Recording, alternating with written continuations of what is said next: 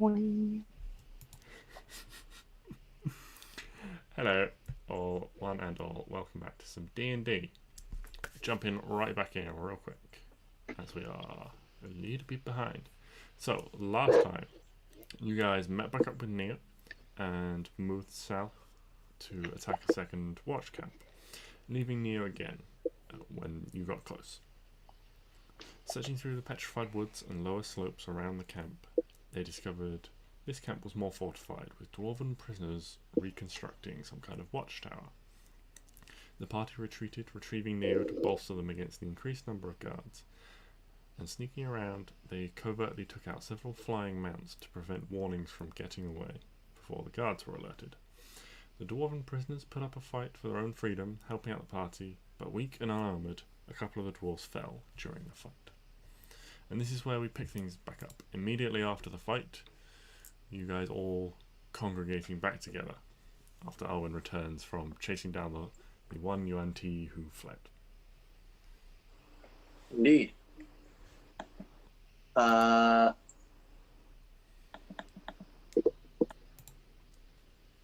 so he's done. Yeah. So it's just you guys and the three dwarves.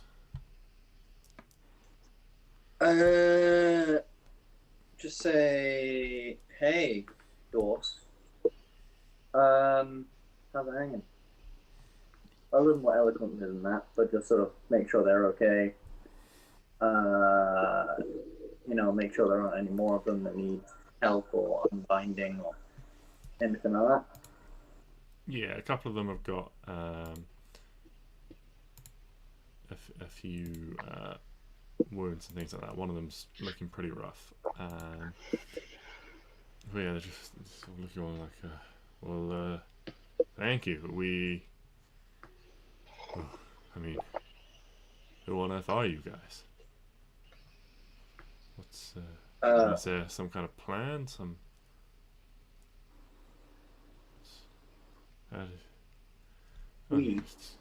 It's been a long.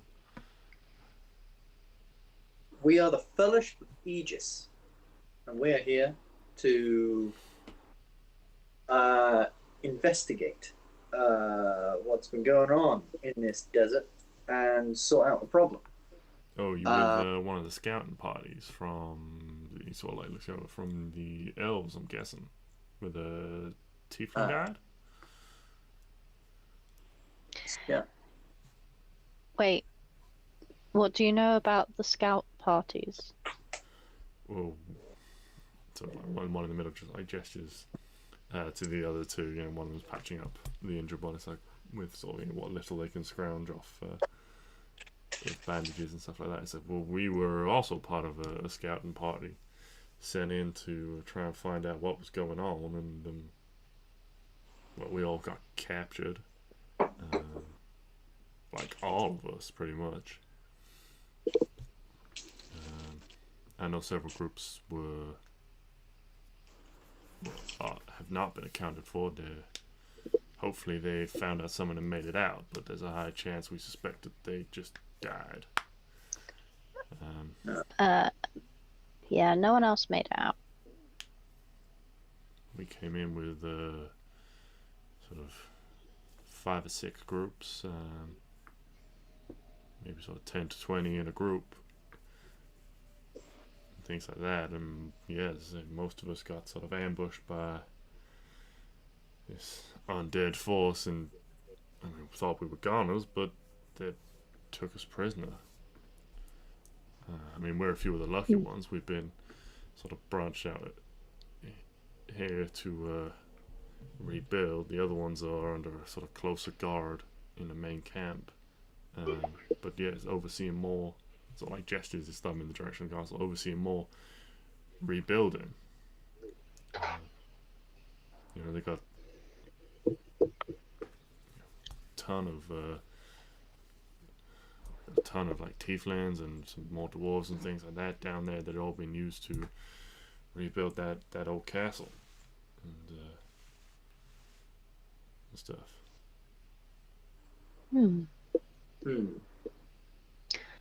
So, I guess that's our plan. We free them, and then bring them all back. And Yeah. report. So, yeah. Yeah. 3 people. Yeah. Bring them all back. Then with all their knowledge, everything they've sort of, gathered and stuff, we can, start making plans. That sounds like a good idea. I mean, you guys look pretty handy, but with all due respect, it's not even just an army down there. There's like almost like a city of people in that camp. What kind of people?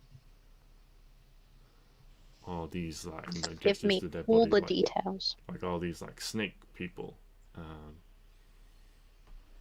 We were just all fenced in the middle. When we were all held up there,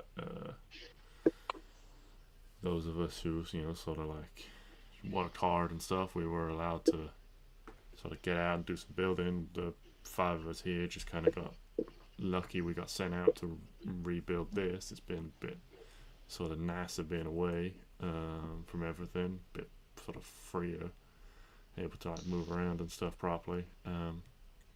Every sort of 4 or 5 days they come by with some more supplies, stuff like that. They actually only came 2 days ago, so they probably won't notice any of this lot is missing for another 2 days at least.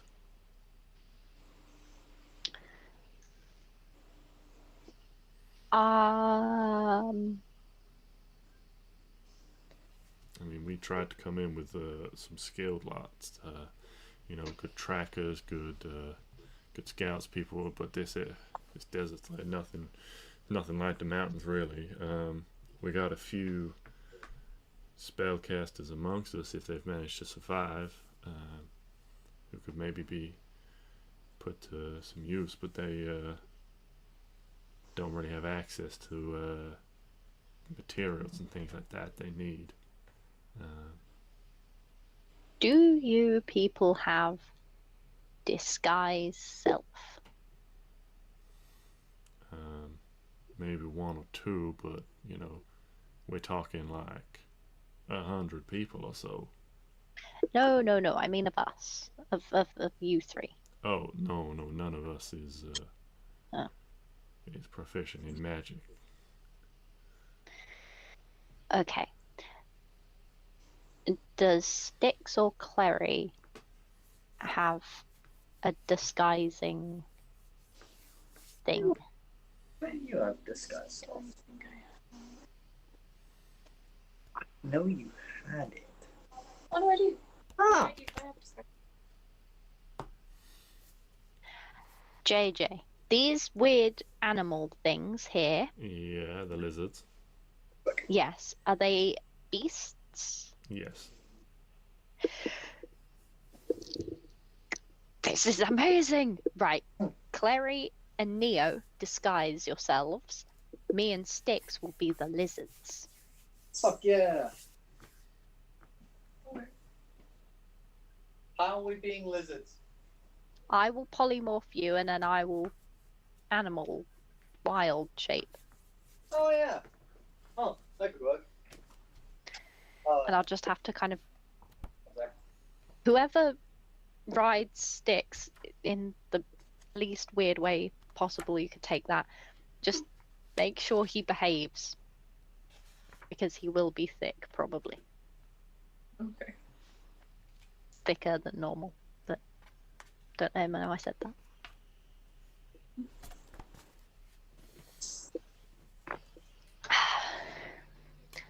Okay.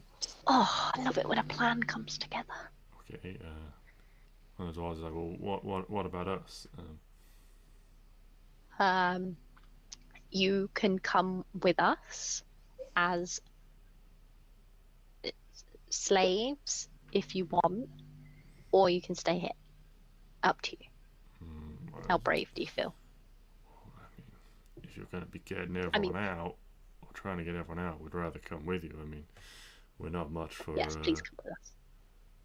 as sort of rangery folk. If we And yeah, if we stay here too long, they'll just send more people out here, and then they'll find out what happened and probably kill us just out of spite, and we'll become part of that undead horde that they've got. Yeah, definitely come with us because you know the ins and outs of that place more than we do because we have no idea what's over there. I mean, yeah, like sounds like an alright idea for getting in, maybe, but how we're getting out? I don't know. I didn't think that far. I've done quite a lot of thinking. Someone else have a go. This was too much.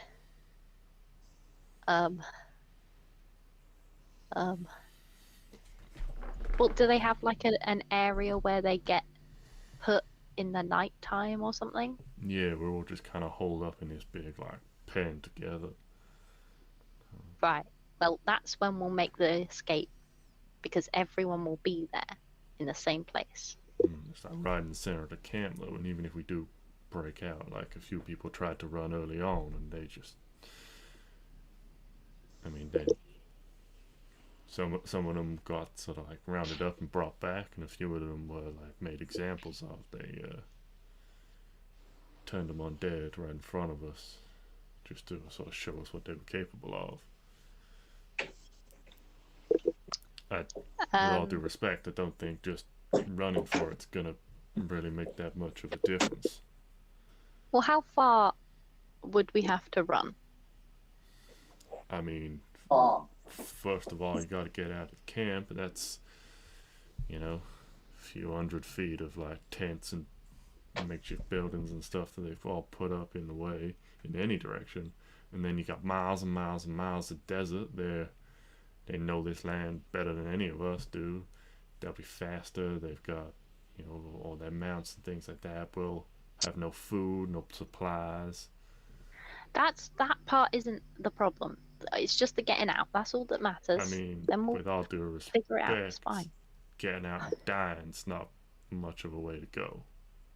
We have food. That's not the problem. You got enough food for 100 people? No. How many can yours do? Mine can do 10 people. And I can do 10 people. See, 20 people can live. There you go. Easy peasy. With all due respect, that's kind of a shitty plan, just to let 80 people die. With all due respect, what's your plan? Yeah, to be fair, until you showed up, didn't really have one. Exactly. So, whew, thinking I don't want to help you. Dear Lord, didn't know being nice was this hard. Being nice is something you have to work at. It's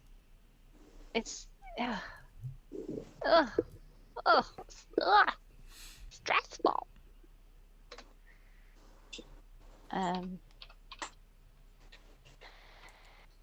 Hold on, I'm just.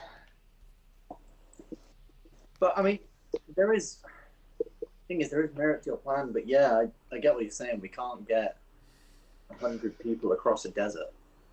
It's not going to work. Well, maybe they shouldn't have got lost. Can we just get 20 out, and then those 20 can go and get help and save the rest of them? But even then, what happens if we're chased? What happens if they realize, their army realizes that, we've got 20 of them and they start running after us? We have a cart. That can't fit 20 people on it, like even 20 people on.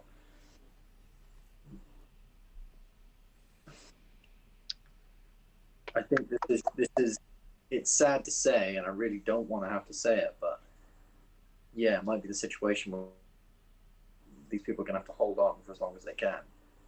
Is there a spell that creates an illusion? There definitely is, but if anyone knows its name, that would be great.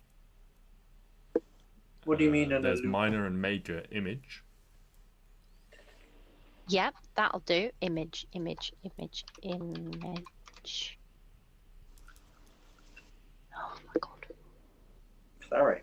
You remember Oh. that Piper really liked Major Image. Is that not a druid one? I'm guessing that's not a druid.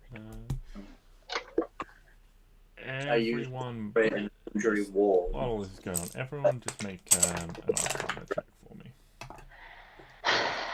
No. Everyone make a what, sorry? An Arcana check. Arcana. My bloody favourite, that.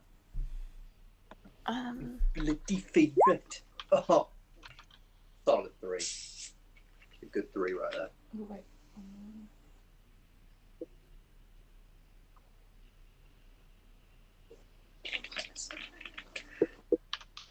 Why? Clary with a 14. So, Clary, you remember that there are spells that are capable of moving people across great distances. Do I remember what spells specifically? Or just that they exist? Yeah, you would be aware that there are high-level spells that can teleport people. I mean, we have things that can teleport, but how do we teleport 100 people across a great distance?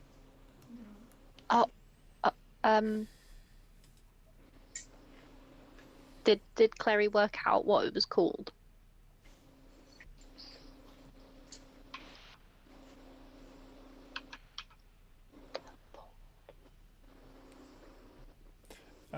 With a 14, I'll say, yeah, you would be aware of, especially as you all have an item that can do it, the spell Teleportation Circle, and how you all have, or 3 of you have, items that can have a similar effect.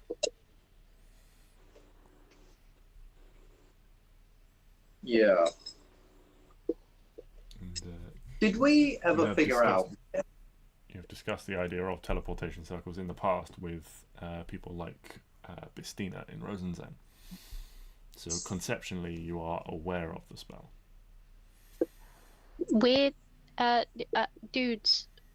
Are there any bards, sorcerers, or wizards in the camp?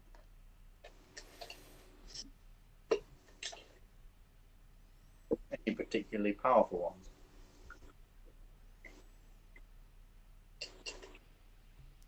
Do they have a really? I mean, we've got each group had sort of at least one or two sort of reasonably proficient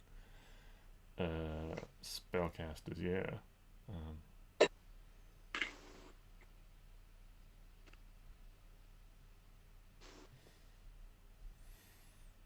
Okay, that's okay. So that how? So there were 10. Did you say there were 10 groups? Oh, well, there's 100 people. If there's 100 people there, and one in each group, well, yeah. So there will be 10. Yeah, that's fine. Okay, so there might possibly.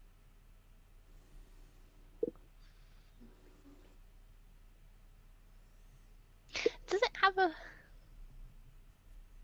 It has a material Like component. If that's what you're asking. Does it? No, sorry, I thought you were asking what were you going to ask? I was gonna say, does it have a maximum number of people? The amount of people you can fit in the circle, I would imagine.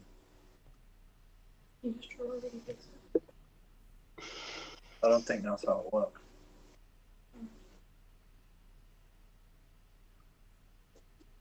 Annoyingly. Wait, what won't work? Teleportation circle. I don't think you can just draw a really big circle and get more people in it. Yeah, but if there's 10 people. The spell has a set size. Yeah. If there's 10 wizards that can draw a circle of 10 feet, that means that all 100 would be able to go. That is true. Do we know if there's 10 wizards? Well, there's on average, there's possibly 10 high casters. Not specifically wizards, sorcerers, or bards, but as there's 100 people and there were 10 parties that were sent out, or there were parties that were made up of 10 or something like that. On average, there should be, give or take, 10. Okay. And if not, if there's like only 8, they can all go, and then we will ferry along the last 20 or whatever. Yeah.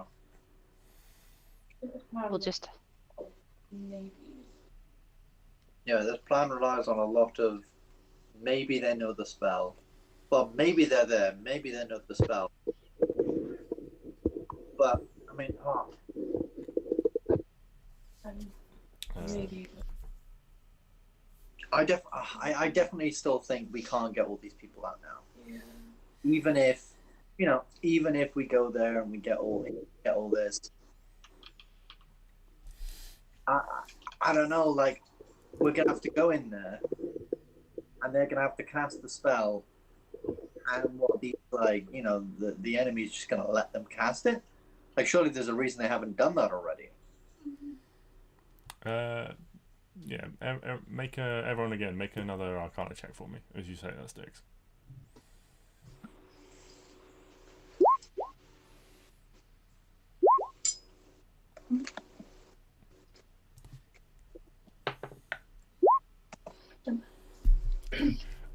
So Stix doesn't necessarily immediately twig for you, but Arwen and Klari, you would both, as Stix says that, they're like, well, there must be a reason they haven't cast this already. You would both go, sort of mentally twig components.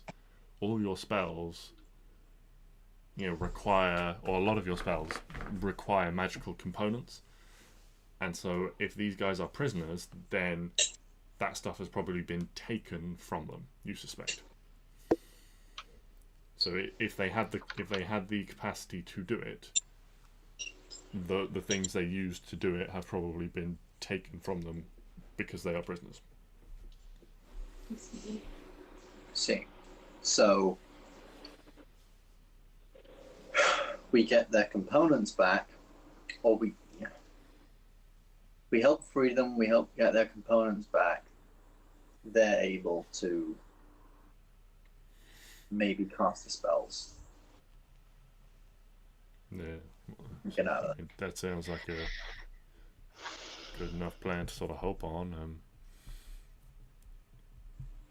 There's this one sort of, like, I don't know whether she was in charge or nothing, but there's this one real mean looking, like, sorcerer lady. She seemed the one in charge of taking a lot of their stuff specifically. Whenever a sort of new group would come in, she would, like, look them over and take all the stuff. Even like, she even, like, took a load of, like, bad shit or something out of one of these guys' pockets that he was carrying around.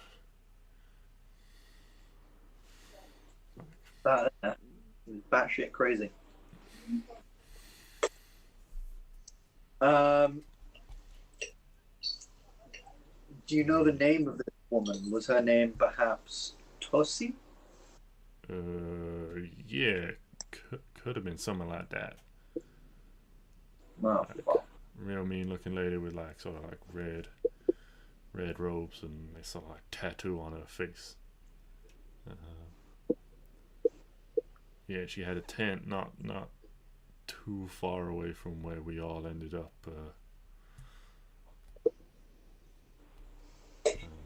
Sort of being stored, I guess.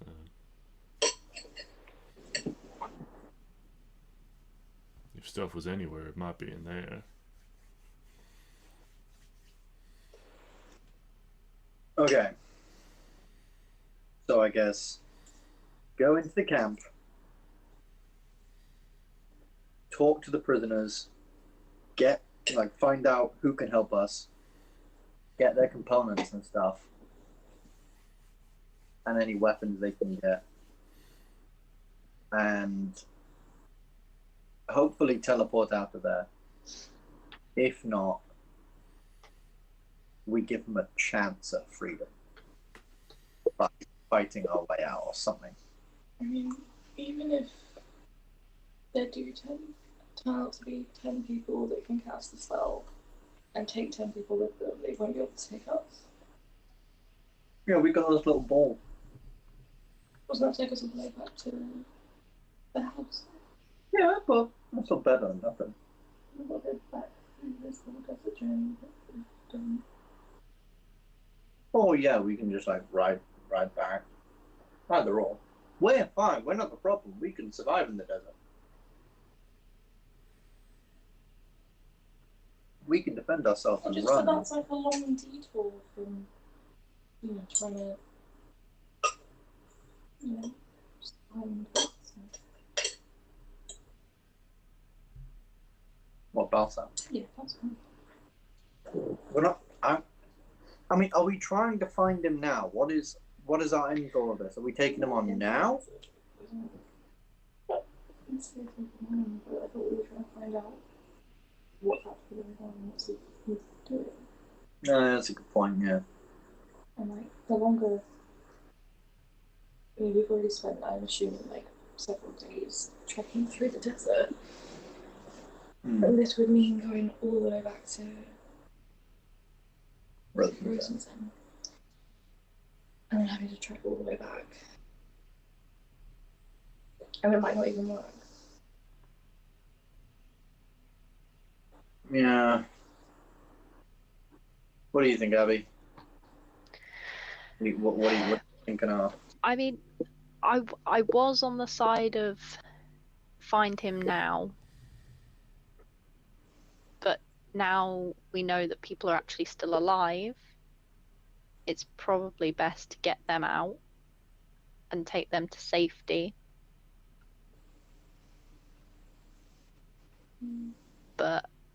And then maybe we will level up and not be squishy. I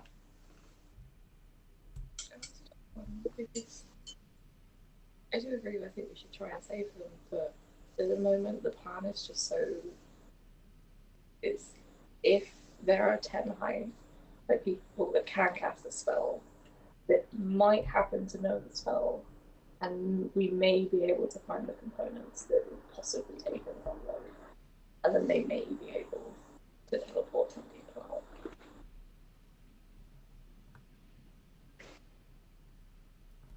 Yeah, I get that. Do we know how many guards there are? How many people we would have to fight if it went wrong? That's a good point. Dwarves, do you Sleepy? No, not Sleepy. Do you happen to have any kind of gauge on their numbers? My name's Alaric, by the way, and that one's Farmbin, and this is Killia. Excellent. Ulrich, do we happen to have any idea on numbers? I mean, numbers of the army, numbers of anything. I mean, in terms of people like this, like snake people, there's, I mean, anywhere between a few hundred and a couple of thousand of them. A lot of them are not around at any one time. They're off doing who knows what, bringing in different, trying to bring in different groups of people and stuff like that. I mean, to begin with, they sort of came back with tieflings quite regularly and other dwarves, a few elves, things like that, even sort of a couple of dragonborn and stuff. But I mean, that's sort of like over the weeks, that's like slowed down a little bit as there's sort of less and less of us to find. There's, I mean, it seems like this camp is sort of new. It's kind of sporadic. It's all sort of like clumped together and sort of higgledy-piggledy as we've been marched through it. But they've got everyone there. They've got kids. They got, youngins who can't fight. They got, families who are not even like scouts or soldiers or anything like that. That,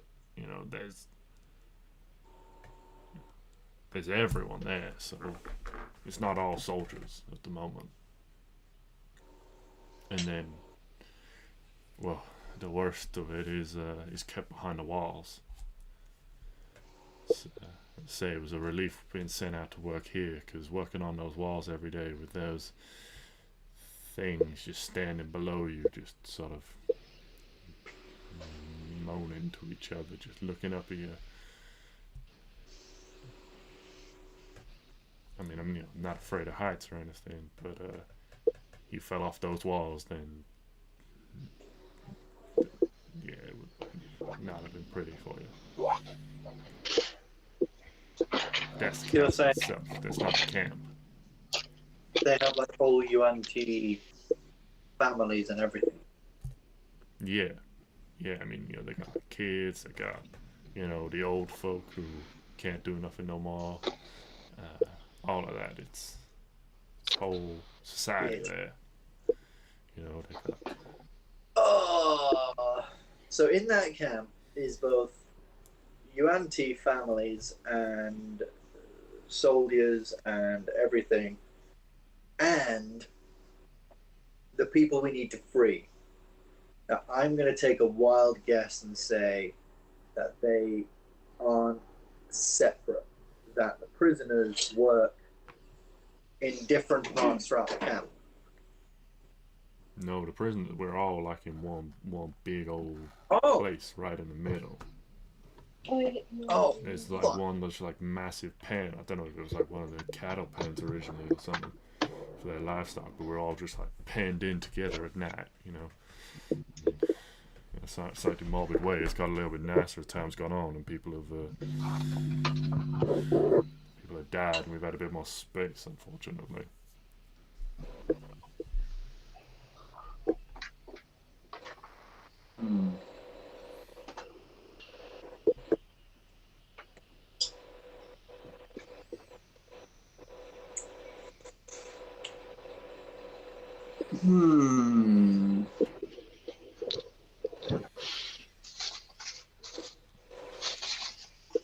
Okay.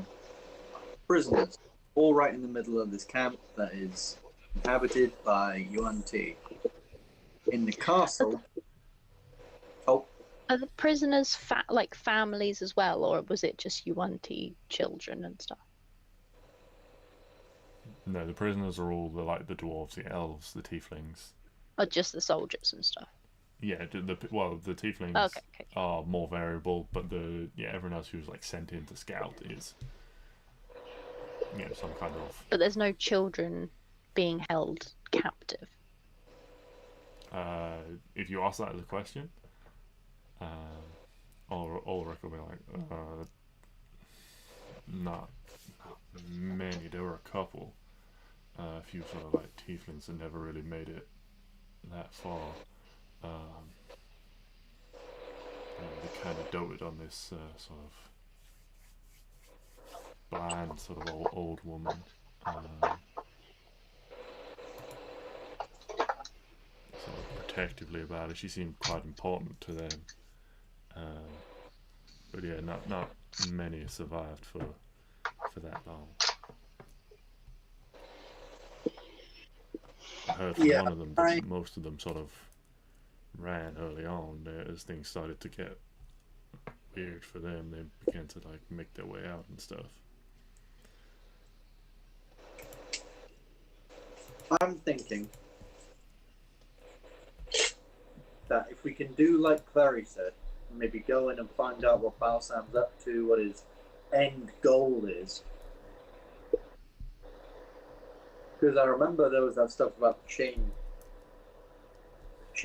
devil or something, or demon that he was maybe trying to free or something. And obviously, there's the obvious thing. If it could just be like world domination or something, but there's got to be. Specifically finding out how Yeah. Yeah. The more we can find out, and the more we can plan against it. At the moment, we don't really know anything.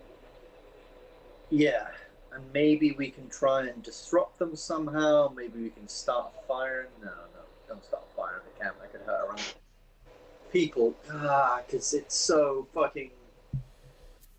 Because they're all right in the middle. And I like your plan, Arwen, of disguising ourselves and polymorphing us, but like, I don't know if that would work as well as.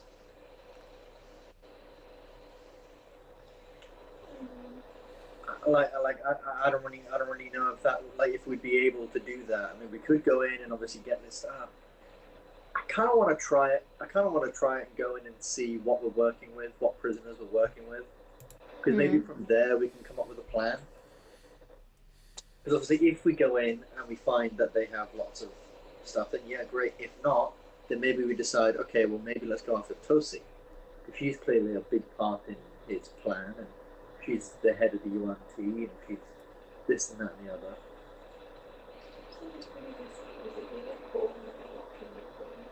Yeah, that is a very, very good point. If we do get caught, then we are fucked, and we've got Mr. Super Stealthy over here, Neo.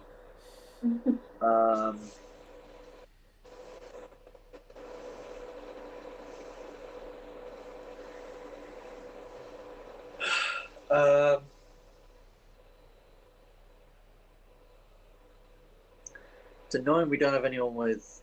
No one does sending, right? We don't have any. Don't have anything for sending. Am I? I can do animal messenger. No, I was gonna say like maybe we send a sending spell to like the elves or whatever and say, hi, we're here at their thing. Is there anything you would have us find out for you or do in preparation while we're here?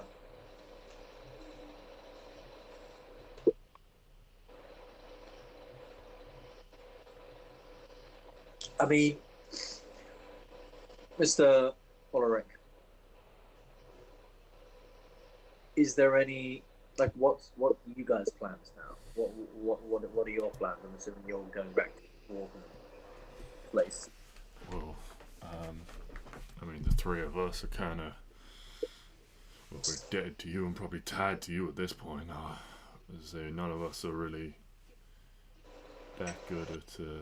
I mean, you know, we're all right. Well, but it was a struggle getting here. We lost a few people with, you know, weird plants. We, you know, couldn't struggle to find water, stuff like that. You know, people sort of ate the wrong thing and stuff. So, I mean, we might make it out, but you guys all seem pretty confident. If you've got a plan to get everyone out potentially, then we'd probably like to stick with you all and see that through. We're all pretty beat up. So if you guys have planned on moving quickly, you know, you've got a few hours of daylight left. I see. But as I said, there's probably a couple of days before any of this lot is truly missed, as far as I'm aware. And you know, if we could rest up, if you guys got some decent food, we could be a bit more in sort of fighting shape, you know.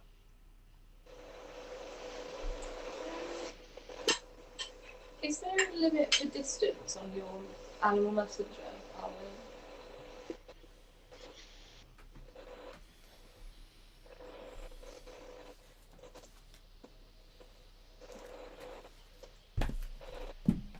No.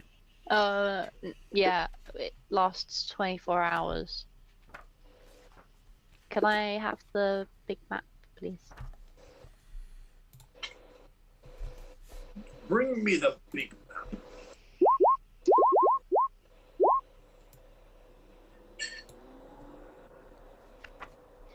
Thank you. So we are here.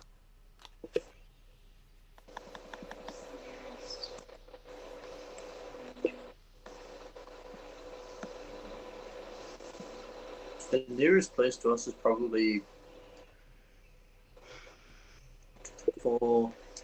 it is very, very even, but actually no, I'd say Yelion. I can't. Yeah, no, it won't. I can get 50 miles in 24 hours. You can cast it at a higher level.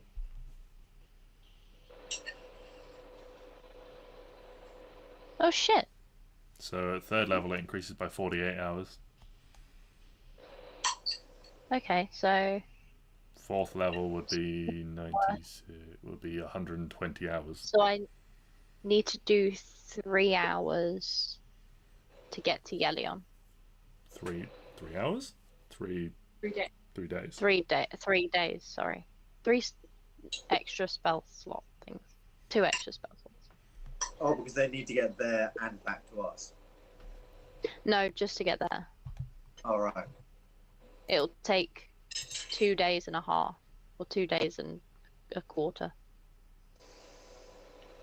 Maybe if we do what Ben said, and we can get a message to Yelion about their people and other, the tieflings, dwarves, imprisoned here. They might be able to do something, and that would save us running in and risking getting captured. We could even potentially camp out near here for a couple of days, see if they send anyone out to investigate, take out that party, and get information. So at least we're not going in blind, but I'm not sure I like the idea of just like swapping. I have no idea. Yeah, I How many agree. people we could be facing, and whether we've got the people we need to get out. Yeah, like let's be real. The last time we did that, we all died. Like, Well, like me and if I Paul s- straight up died. if I send this message and then in the message say respond with what you want us to do, they can either send it like through mindness straight back to me. Yeah. If they have that spell, or they can just send a bird to us, back to us saying what they want. So that'll be like, We're gonna have to wait a few days anyway for the message to get. But then we're waiting like a week here. Like 3 days for the bird to get there, and then 3 days for maybe a bird to get back, or a sending spell. We don't know. It's possible that these guys might know something about Balsam and where he actually is. Yeah. Do you guys know? Have you guys heard of? Now, Mr. Ulrich, sir. Have you heard of Balsam? Have you? Do you know of him, of his whereabouts currently, of his movements? No. In what little we've sort of overheard, we haven't really heard of anyone by that name. No. Is there any other name he could be known by? Oh, there was that evil name. There was like the Dark something, or the Dark One or some rubbish. yeah, Really pretentious rubbish. big evil bad guy of this place. Just make a history check, everyone who wants to.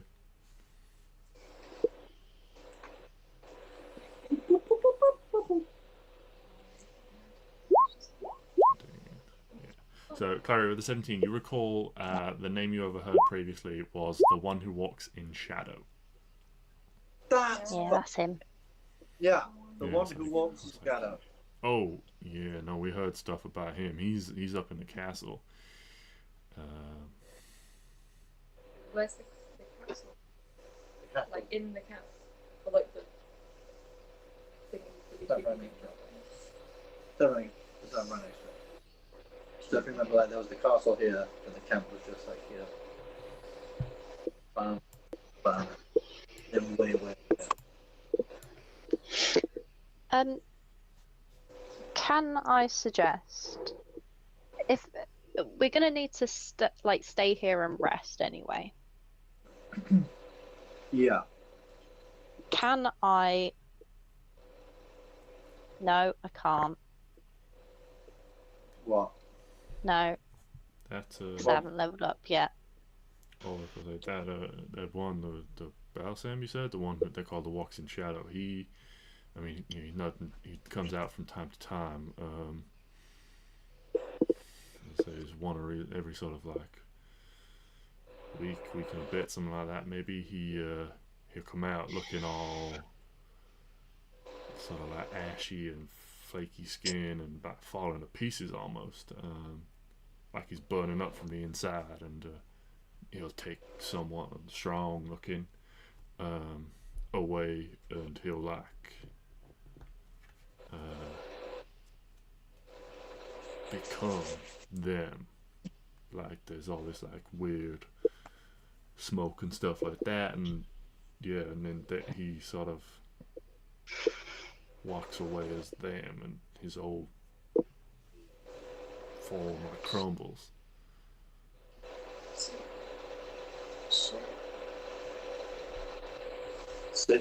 So Balsam is more of like a, he's like Venom. He doesn't have his original body. No. He's like taking other people's. Then how is he making clones of himself? I guess clones of his original self. This isn't Neo like a clone of him. If he could make clones of himself, wouldn't he just make a clone and then possess the clone? So he could be him. But I guess he doesn't have any of those clones anymore. Because that was years ago. That's a good point, yeah. I have a question. Yeah. And this may root deep down into the fundamentals of D&D and JJ's world, but like, if he's using other people's bodies, do your magical abilities stick to your body? Or your, like, essence? Can he be using his power if he's not actually got his body? I would assume it's like part of like his soul or something. Or he's like inhibiting a body Don't know if and it's something you've actually transferring the thought about. knowledge of how to use It's a that very power. deep question. Yeah, no, that's what I was a bit like to spring it on you, but like, you know, if especially when you're training, you know, like if spells have like, what's the word? When if you need to like physically do something for the spell, Like somatic components. like Like surely you components. need So, to read. Make a religion check for me on this one. I will help her because I am a paladin and It's I'm a good. 17. 17.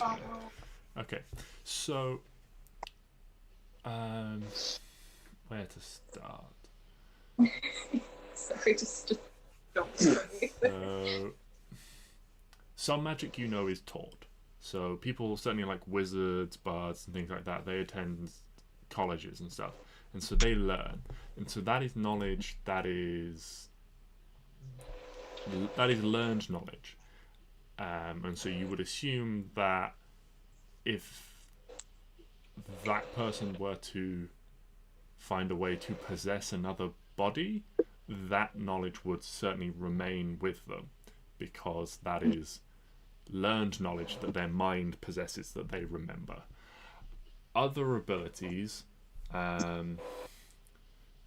inherently natural abilities, would potentially not transfer over. For example, if a human, if an elf, say an elven wizard, were to find a way to possess a human, similar to the way when Arwen wild shapes into a beast or something like that, if that creature doesn't have physical senses that she's used to, like dark vision, she doesn't have dark vision while in that form.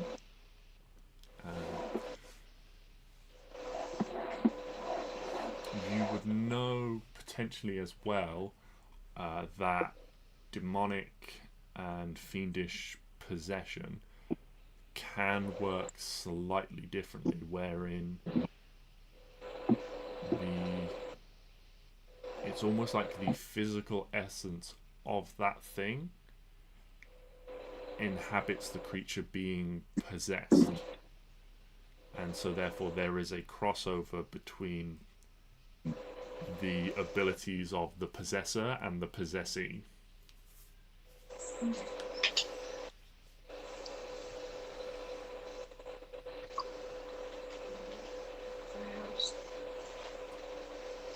It's possible it doesn't make a difference for him, but it's also possible that he may not be at his ability if he's possessing other people, which likely means that he's got a plan to change that, to get his full ability back, because he's, a big bad guy. Which, this is a really big theory and it might be pretty far out, but I'm thinking, just in case, we probably shouldn't bring Neo anywhere near this camp.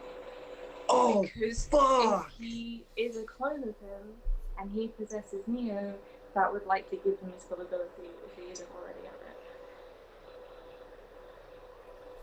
And it's a chance. Yeah.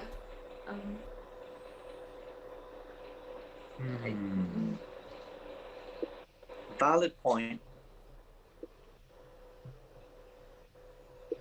Yeah, shit. Because, as they were saying, that he possesses strong people. Which, yeah, I think specifically picking out strong people would suggest that he is relying at least a little bit on their natural abilities. Yeah. At least their physical abilities. Well, hey, that's one thing we've learned. Did the dwarves say that they're all in a cage? Like all the people? No, they're all in a big pen. Pen. Like, if you questioning them more closely, they'll tell you that basically every evening they're just all shoved in this pen, where they're given some food and they kind of have to meter it out amongst themselves and survive and stuff like that. And then every day, a section of them, so some of the dwarves and most of everyone else, so the dwarf or most of the dwarves are used as a technical labor force because they have proficiency with stonecraft and things like that. Dwarves are very good builders.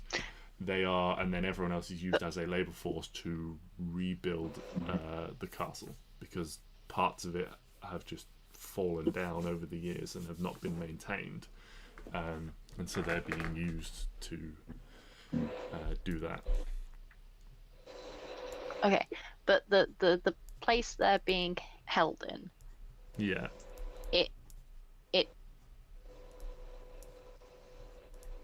it's just a fence.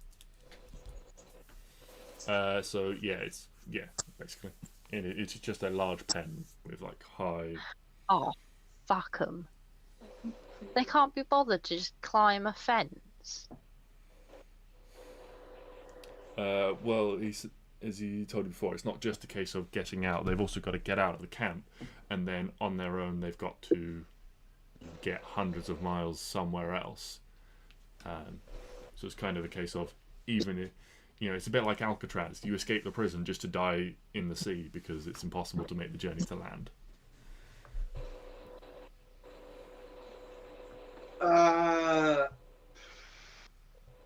Yeah. So even if we could get inside, we'd end up in a big pen. Not tents or anything, where we'd have a bit of cover, in a massive pen. But why would we end up in a pen? That is, if we were going with the idea of us going inside and freeing them. Yeah. There'd be no cover for them casting a spell.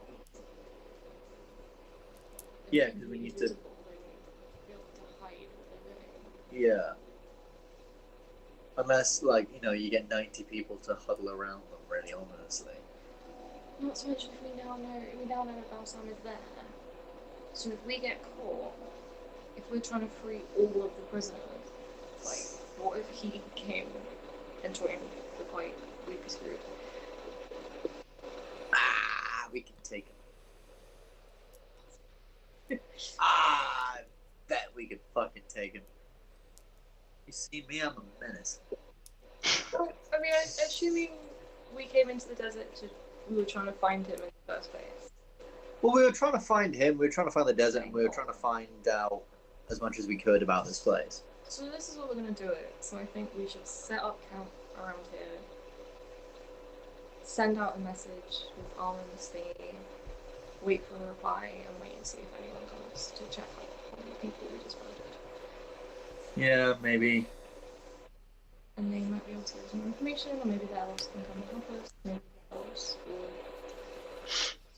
I'd probably... Yeah. Yeah. Okay. Okay. So that's the plan. Arwen is going to cast a high-level animal messenger to deliver a message to someone. And Yes. then, based on that reply, formulate a plan from there. Yeah. Okay. Yeah. See what the council says. Okay. Who are you sending a message to, Arwen? And what creature are you using? Genevieve. Do we want to do Genevieve? Because she might not be in the Elven capital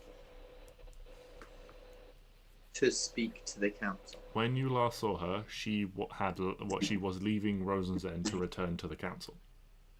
Ah, yes. I knew she was leaving Rosen's End. I couldn't remember if she was going to. Right. So, yes, Genevieve. Yeah. Because we trust her the most. Exactly. And I'll use a bat from my hat. A bat from your hat? Yeah. Okay.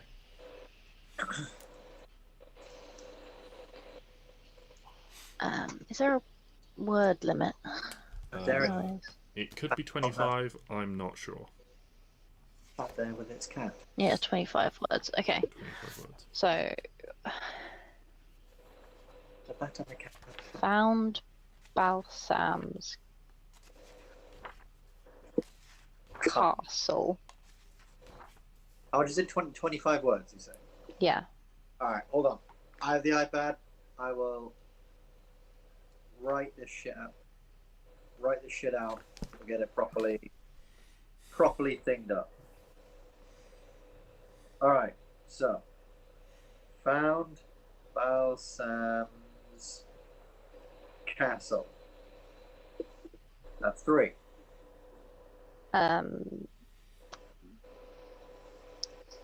Scouts and soldiers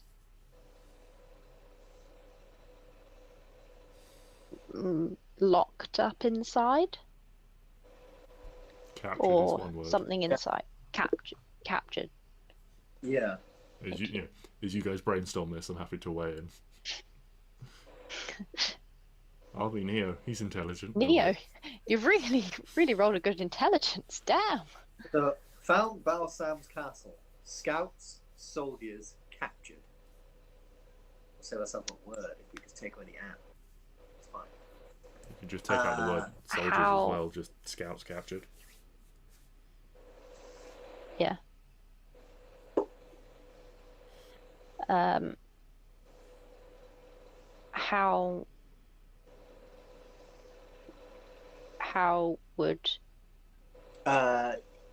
How would you / the council like us to proceed? Just write that for now. We can edit it in a minute. Otherwise I'll forget. 1, 2, 3, 4, 5, 6, 7, 8, 9, 10, 11, 12, 13, 14, 15. We have 10 We've words. got loads. Arwen's what? Sorry? I was just dictating this while Stix is just like sketching in the dirt with a stick or something. I just imagine how this is going. Yeah, Stix is literally like he's got it all written out. With, Or like a burnt stick with a bit of charcoal. Yeah. No, so we found Balsam and his castle. Not Balsam's castle, because they might think that it's just his castle and he is not present. Just in case. Do they know who Balsam is? Yeah. Yeah. Yeah, because that's why we're here. We did mention that Balsam was a dude when we went up and spoke to the council about all this, right? Yeah. Okay, cool. We found what they're looking for.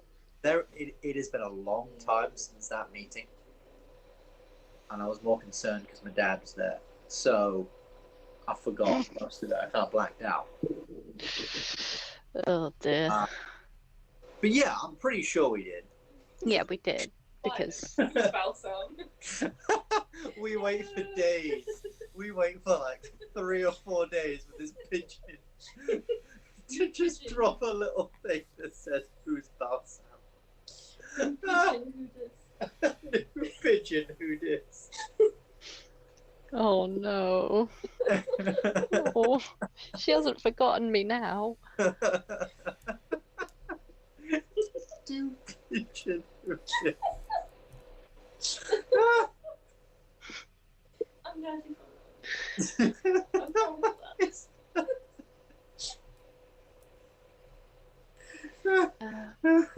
that. Right, how many words is that now? 15. So, well, no. 16. Found Balsam and his castle. Scouts captured. How would you or the council like us to proceed? Should we mention how many days was it to get here? Well, no, like between found Thingy's castle between Twin Mountains. Yeah? Yeah. Also, maybe just put you slash all the classic. Well, no, because the slash. Um, How do you say slash? Does the bird have to say that? Yeah. Oh, I assumed that we were like giving it a note, and it was. No. Okay. It I see. says it. I thought it was like okay. That's really we should probably say that it's heavily guarded. yeah. Scouts captured, heavily guarded. Yuan T plus undead. Nice.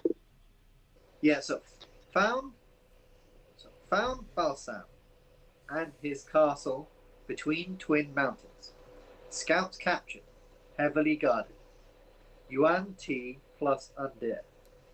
How would you or the council like us to proceed? So that is 1, 2, 3, 4, 5, 6, 7, 8, 9, 10, 11, 12, 13, 14, 15, 16, 17, 18, 19, 20, 21, 22, 23, 24, 25, 26! Fuck! Wait, is Yuan T one word or two? One. Then we are at 25, people. Yeah, it's the name of the race. It's like said in my human. voice, isn't it? Okay, I wasn't sure if it was like Yuan T or Yuan hyphen T. It is. It has a hyphen, but it is one word. Cool. So. Yuan. Yeah, it's read in my voice, isn't it? Believe Sure, so. why not? So, found Balsam at his castle between Twin Mountains. Scouts captured, heavily guarded. Yuan T plus undead. How would you or the council like us to proceed? Boom. Okay, happy with Send. the message? Oh, no. What? We need to put. It's like reply. Oh yeah, we need Don't to write, send. like, yeah, like reply through magic. Like, please reply. Or I'm assuming they will know to reply, right? Or like, please reply quickly. Reply through magic.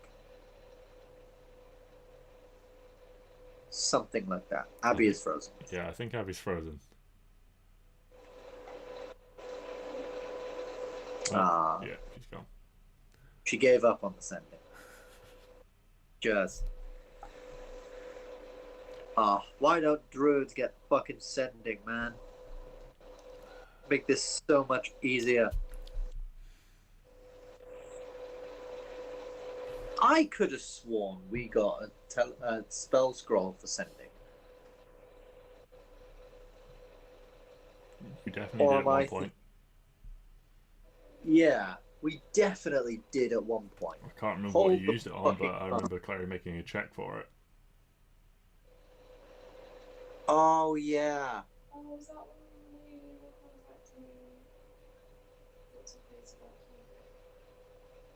No, because Piper had something.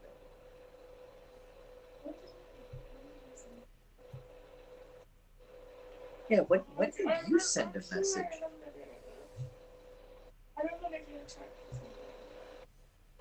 We're talking about Well, I don't have it on my sheet. And you don't have it on your sheet.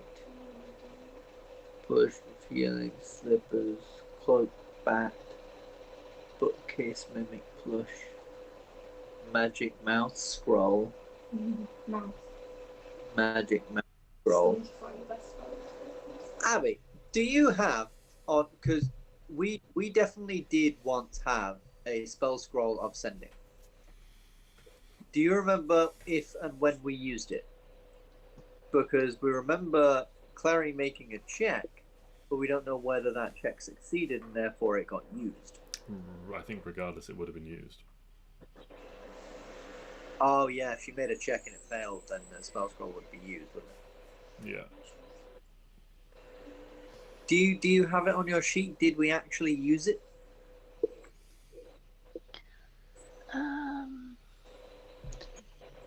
Hold on, let me.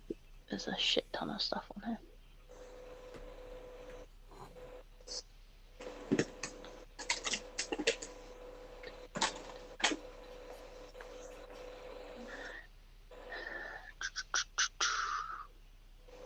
Do you know when we would have got it? Sometime in Rosenzone. Yeah. I'm inclined to say if you can't find it, then you guys have used it. So Yeah. Yeah, I probably have. I just. we'll just go with the animal messenger to move things along. Yeah. Okay. Any amendments to your Yeah, I animal don't have messenger? them. What did we come up with in the end?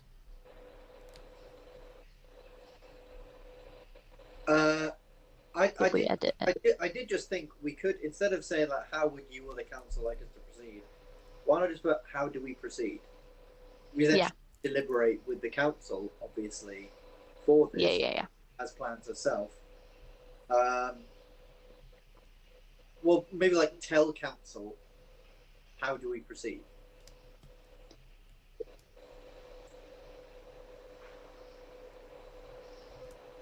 Yeah. Have we added a bit that says send a message back? Use sending to reply. That's 1, 2, 3, 4, 5, 6, 7, 8, 9, 10, 11, 12, 13, 14, 15, 16, 17, 18, 19, 20, 21, 22, 23, 24. Nice. Lost the word. Perfect. At the end, I'm just going to go, oh. Because then, you know. Okay. Alright. Can you read me the final message, please? Banana. Yes, how'd your date go? Pardon? Can you read me the final message, please? Found Balsam and castle between twin mountains. Scouts captured, heavily guarded. Yuan T plus undead. Tell council. How do we proceed? Use sending to reply. Arwen. Okay. So you produce a bat, you give it the message, and you set it free with its message. The target of Genevieve in Yelion. Takes to the skies. Indeed. So, what are you guys going to be doing for the next couple of days while you wait for that message to Klari, arrive? read that book. I was going to say, yeah. how much should I have to read and what time again? So I have 48 hours. Klari at 16 hours progress. Yeah. Let me just look it up. It's something. I have Klari at 16 hours progress in 2 days, essentially, and you need to read 48 hours over a 6-day period. Oh, okay. You just read But all then, of yeah, it now. I'd just like to read. Okay. Almost there.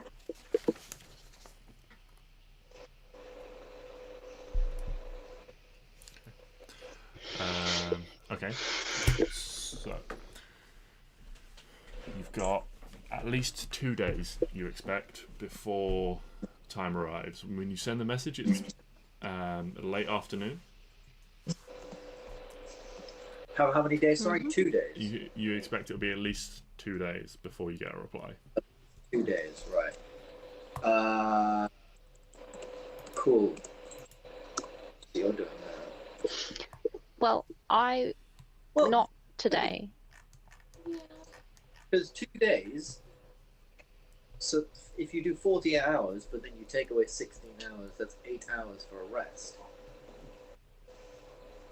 Over a period of a day, you could theoretically finish it in the next 2 days. No, read the rest of it, and then obviously for rests, you would take 8 hours per night for a long rest. Oh, Times 2 is 16. You've already done the 16 you would need for the long rest. So you could, in theory, finish it. Cool. Just read constantly. Yeah. Okay. Excellent. Sweet. So yeah, can Clary up her wisdom now, or like Well, she needs to read another 32 hours. 32 hours? So, over the course of those, I mean, depending on how you want to divide your time, if you would, if you would forego a night of sleep, then yes, you could, in theory, finish the book in time. If we're waiting 2 days, like Yeah. full days, like Yeah. 48 hours. Yeah, because I was thinking. So she's read 16 hours, Yeah. which makes 2 nights of sleep. So She's 2 read periods of 16 8. hours. She needs to read 48 total. Yeah, Which means she needs to Yeah. read another 32. yeah. So if she then, if for example she read, 16 hours, 8 hours sleep, 16 hours, 8 hours sleep, then whatever, That would it. Yeah, I mean, that was that's basically impossible because you have to do things like eat and move around, and you physically can't just sit for 16 hours. So Yeah. That's a good point. I get pretty tired. How much would you say I get? I mean, it depends. If you forego one night of sleep and take a point of exhaustion, you can finish it in 2 days. Questions? I'd just do that. Checks. And you can't have disadvantage on the really important ones you do anyway. Yeah, no, I'll do that. Okay. Yeah. Because so we're not going to go after anything. Yeah, Yeah, sorry. Yeah. Carry. Yeah, so Clary just spends her time fully absorbed in this book, absorbing all the knowledge and wisdom it has to entail. When you finally get to the final page, there is a dizzying feeling of understanding, and also just a dizzying feeling of exhaustion, having sort of stayed awake through part of one of the nights and got up really early, only sort of like a couple of hours sleep to finish it, and things like that. And you have a point of exhaustion, but you have the benefits. Your wisdom score is increased. So your wisdom score increases by 2, as does your maximum for that score. So you can now have a maximum potentially of 22 wisdom. That's what Clary's doing. The dwarves, they bury their kin. They kind of rip down some of the tower and lay them to rest in stone, as is their custom. So that, you know, as is dwarven custom, they lay their fallen in stone. They also start taking apart basically like some of the like sort of metal components of the white's armor, and even with sort of like rudimentary tools and things, they kind of reshape it to better fit their more broader dwarvish person, so they can be somewhat protected. Nice. But they also, you know, they just spend the time just relaxing and recovering. And you see, you know, with the food that you guys magically provide for them, with some rest and, you know, some relaxation, basically, you know, less stress, they they start to look a lot better, a lot more themselves, a lot more fighting fit.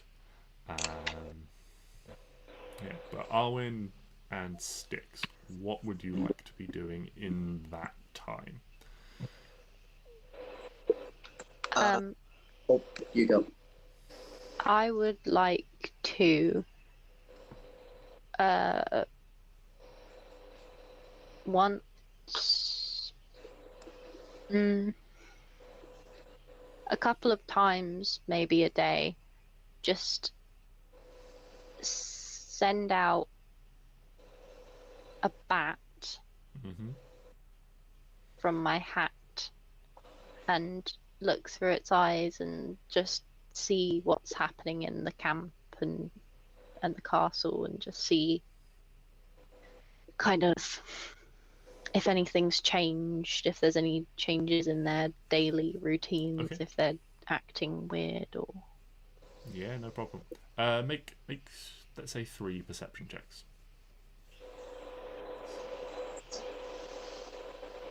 See how much your bat can gather over the course of several scouting missions. Do I get advantage on... I get advantage on perception. I get advantage on perception.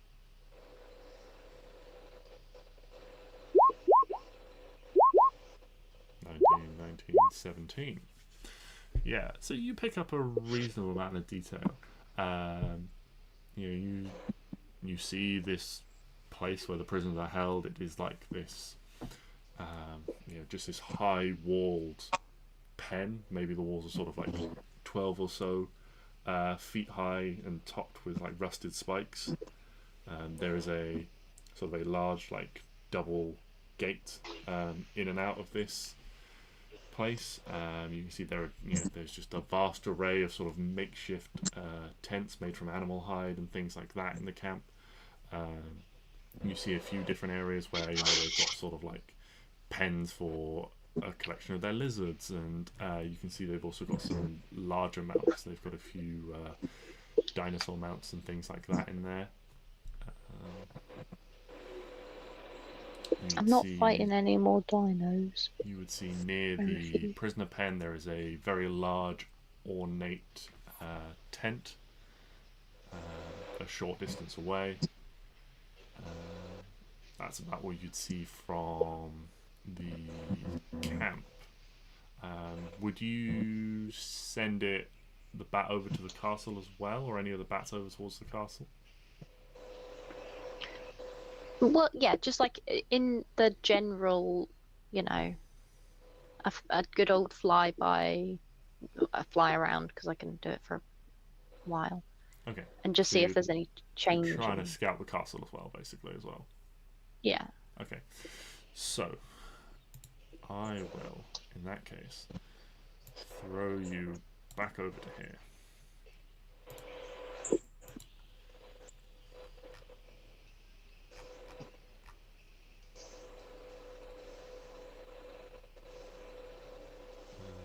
Let me just see if I can find the right bit of my notes.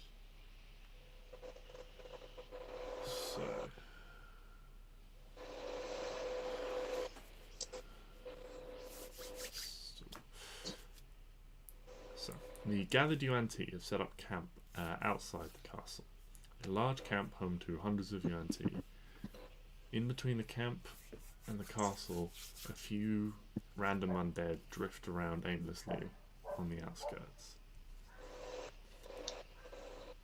Behind the castle walls, as you can see that there are vast numbers of undead held within.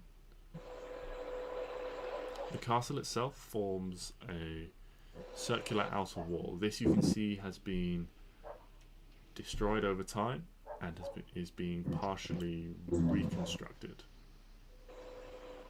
Inside the circular curtain wall are 3 more walls in the shape of a triangle. Several towers jut off the castle in the centre. 3 bridges connect the castle to the triangle walls. There is one main gate in the exterior wall. Internally there are gates in the triangle walls to allow access between the different courtyards. The castle has been partially reconstructed as numerous sections of wall and towers were allowed to collapse. The rubble from those collapses is currently being used as makeshift barriers to fill in those gaps while proper reconstructions can take place.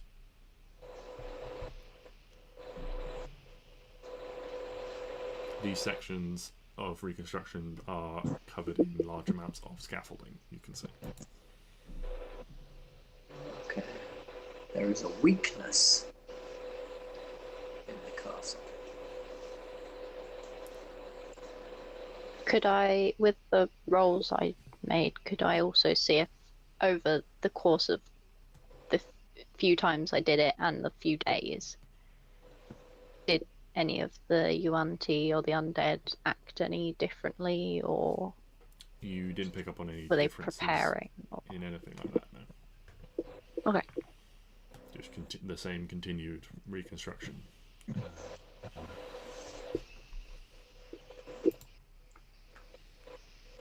Cool. So they probably don't know we're here. That's pretty good. Anything from you, Stix? Yeah. Stix spent some time with the dwarves, helping where he can with the bearing of their tin and stuff, being quite helpful and handy with them. They're on our side and kind of felt, hoping to, just be a bit more respectful to them. Then Stix does a little bit of prayer. Like one night, he sort of sits out, maybe on top of the town. No, actually, no.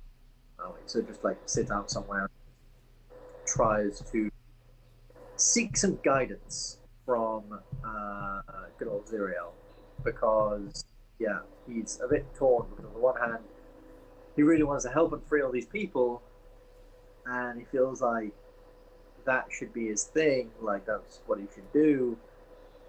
But on the other hand, he knows that would be, that would be a suicide mission. He feels really bad about that, and he's generally just feeling very, very overwhelmed and not entirely sure of his direction in all this, but also like, how the hell they're meant to, how he's meant to make a difference, I guess. And he just spends a lot of time praying and meditating on that. Okay. Yeah. So, roll.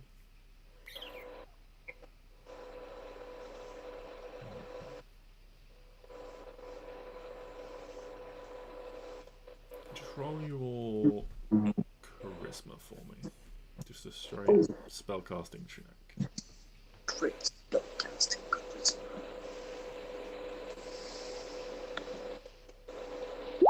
Straight charisma. 13. 13.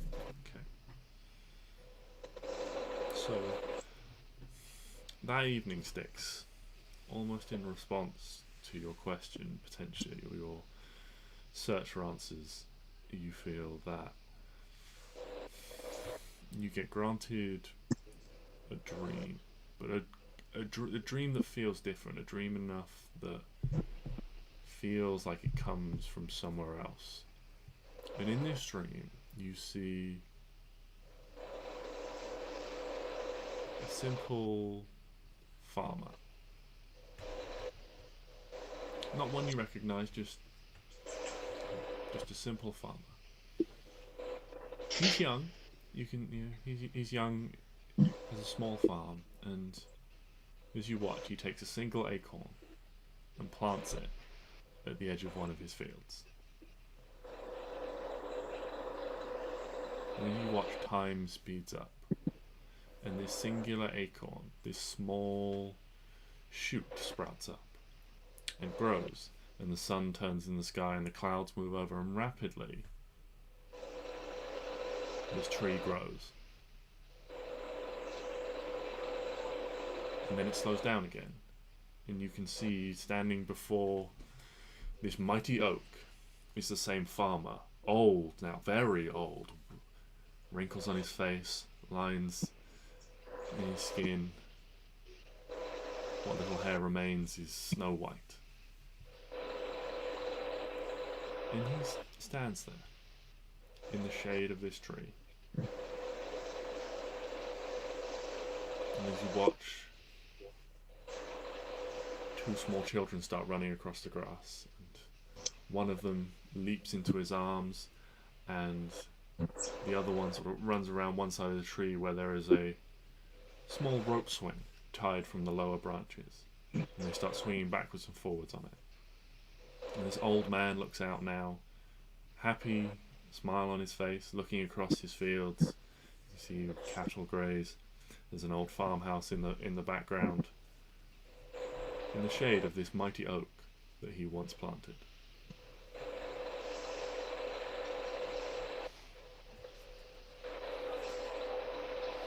And that is the vision that you are granted.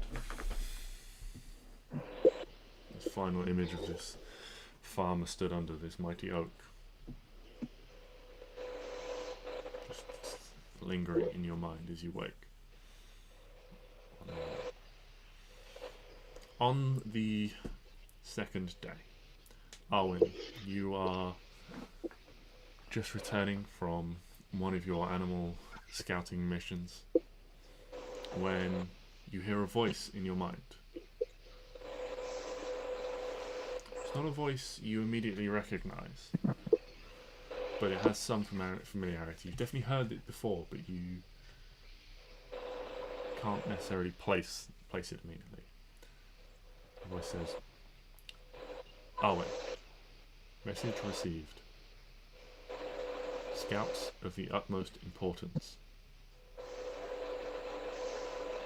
We need as many hands as possible.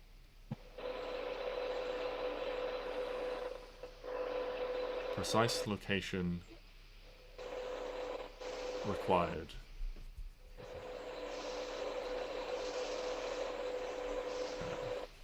Essentially, you get multiple sendings all at once that ask for the precise location of where you are, the enemy numbers, things like that. What route you took to get there, and things like that.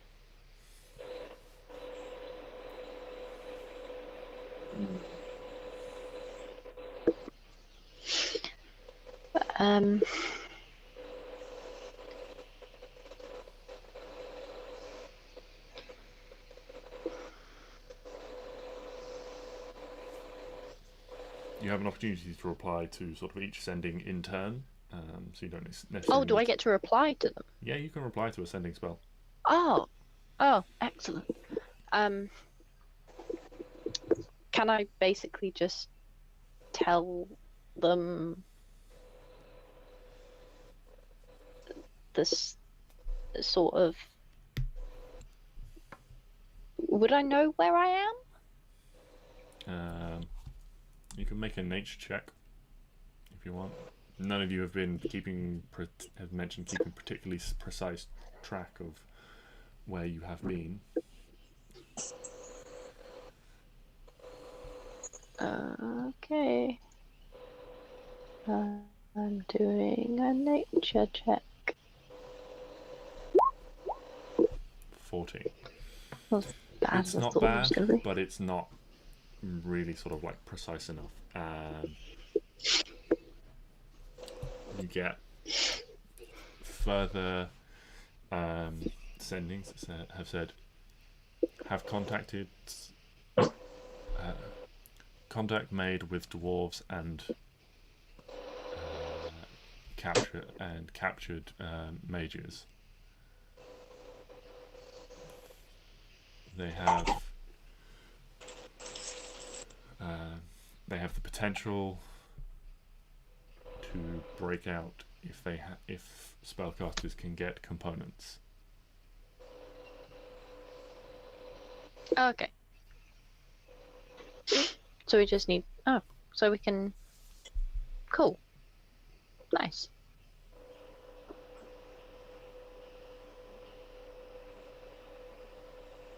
And it's they emphasize they need the scouts' information to be able to mobilize forces to that location. Yeah, that's cool. Yeah. So basically the council, in essence, the council's message that you get is rescuing the scouts is important to them.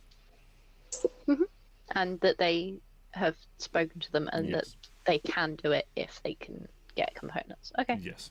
So back to plan A. Back to plan A. Get Let's go. Save them from inside the walls, inside the camp. Hmm? So you need to go in the camp, get the scouts. Get the components. Bring them to the. Bring them to the scouts and magically inclined off the scouts. And then teleport away, I guess. Yeah. Alright. A plan. So, with that knowledge, I will say I liked your idea earlier on of you transforming me, polymorphing, and Klari and Neo disguising. Mm-hmm. I think that's a pretty good plan.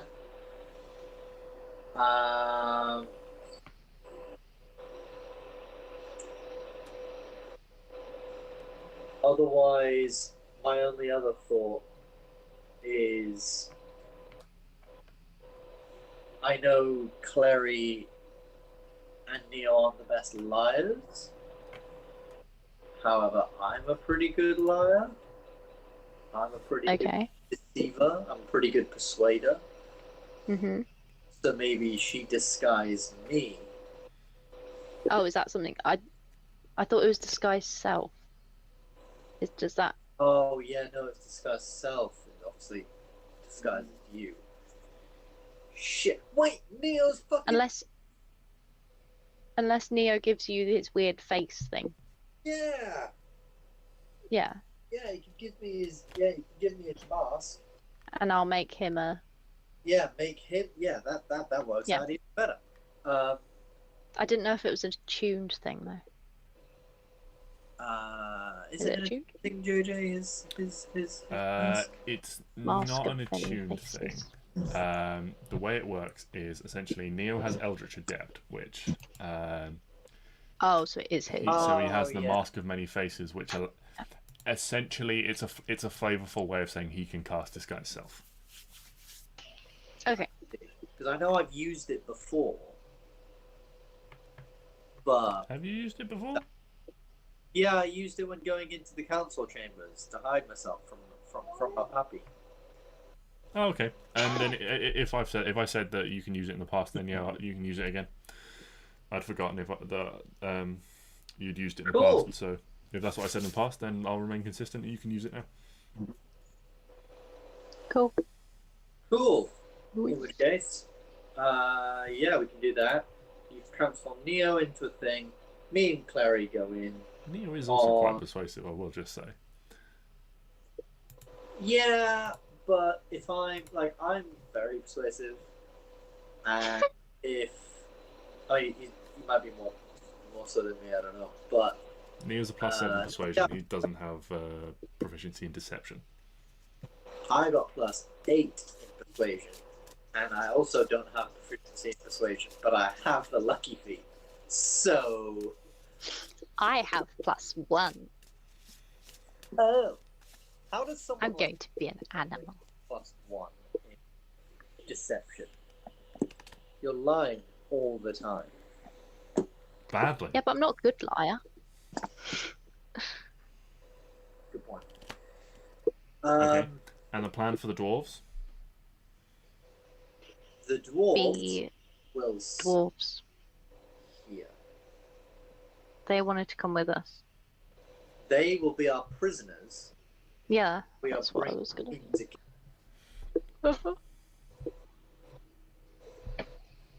Okay. Okay. Alright. Uh, They look slightly disappointedly at the armor that they have sort of like cobbled together for themselves, and a bit like they all It's start fine. like taking Put it it off. in the Like, bag of holding. they're not gonna Yeah, Put really- it in my bag. Stick it in the bag of holding. Okay, they take it all off and they put it in your bag. You'll get it back in a bit. Don't worry. Well, it's more just like the reticence of like, oh well, now we're unprotected again. I mean, you can wear it if you want, but you're gonna look. They're all gonna come after you. Well, exactly. It'll look really suspicious. So. Okay. Exactly. So All right. So remind me of the plan. Arwen is polymorphing Neo into a lizard, Yes. Mhm. and then she herself is using wild shape to become a lizard. mhm. Yes. Stix is taking Neo's mask of disguise self, and he is becoming a UNT. And Klari is casting disguise self to become a UNT. And with 3 dwarven prisoners, you're going to approach the camp. Yes. Yes. Okay. With that in mind, what time of day would you like to do this? Well, I would suggest that we rest long enough where Klari is no longer exhausted. Mm-hmm. So into Yeah. the evening. Then. It's like late afternoon now, so that would if you took 8 hours now, it would take you like into the middle of the night, which is certainly up. You know what? Might not be a bad plan because Mm. most of us have dark vision. Then we can go in. Also, Klari can fucking fly at night. I'm just saying that.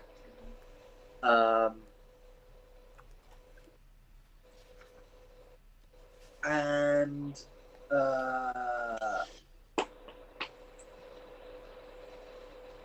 yeah, so maybe the middle of the night is actually a pretty good time to go, because then also things might not be guarded as well, and things might not be able to see us as well Mm-hmm.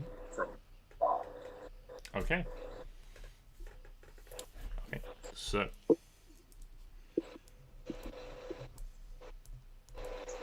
Middle of the night is. So, with that in mind, you don't. With this disguise in place, you don't need to make a stealth check to approach. You can approach out in the open, and this is where we get to the fun bit. The camp of the UNT is a warren of mazes and tents, with no rhyme, reason, or order to their layout. Entering it is baffling and confusing, and almost labyrinthine in nature. And so, we're going to use the new labyrinth rules that Ben has shared with me.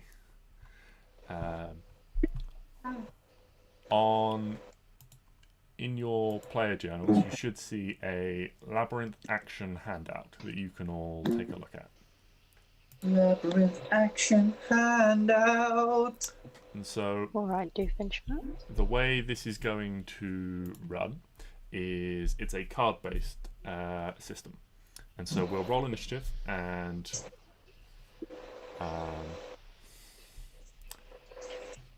you guys, the 4 of you will be in initiative. It's going to be a little bit tricky, as 2 of you are lizards at this point, but we can figure that out.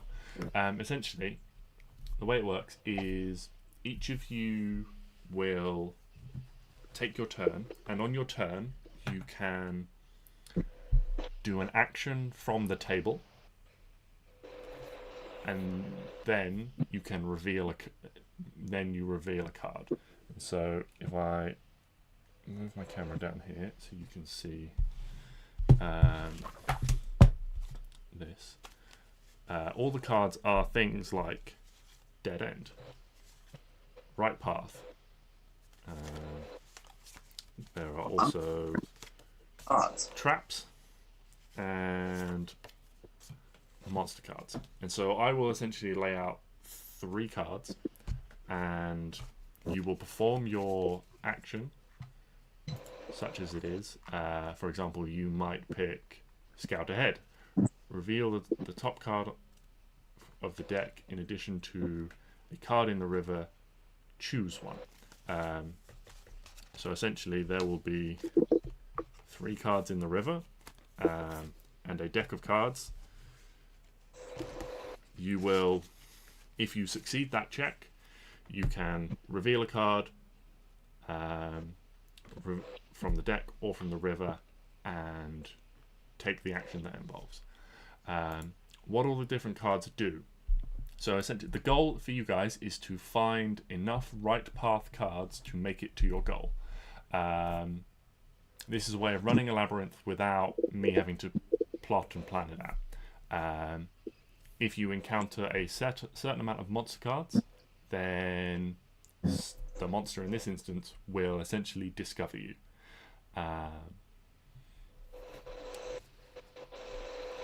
If you encounter dead ends, all that signifies is you guys going the wrong way, getting slightly lost, and it taking more time to get to where you're going. If you can encounter traps, then they vary what we'll see what traps they have different effects based on the trap itself. I'm aware this is all quite confusing, but hopefully if we run a couple of rounds it will all become clear. Also, an additional thing, once someone has used an action from the table, that action is unavailable until the next round. So if Klari, for example, uses the Scout Ahead, that action is no longer available until the rest of you have taken a turn.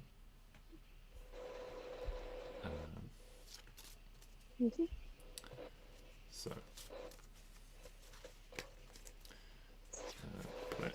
I will lay out a river for you. And we will roll initiative.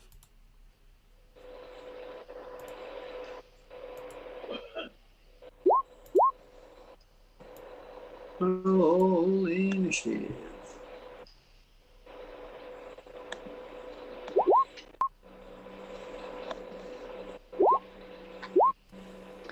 I have a feeling Neo won't be able to do anything because he is a lizard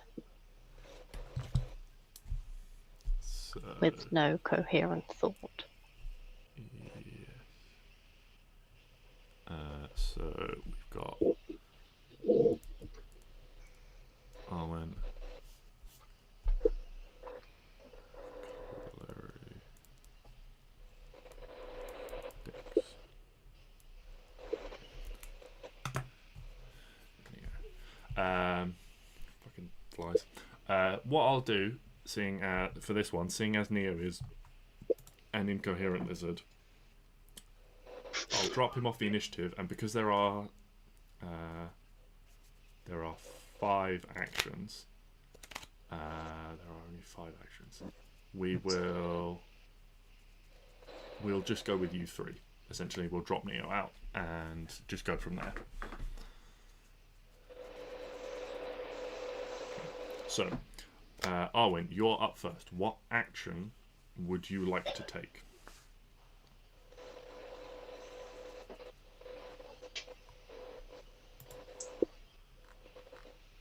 So,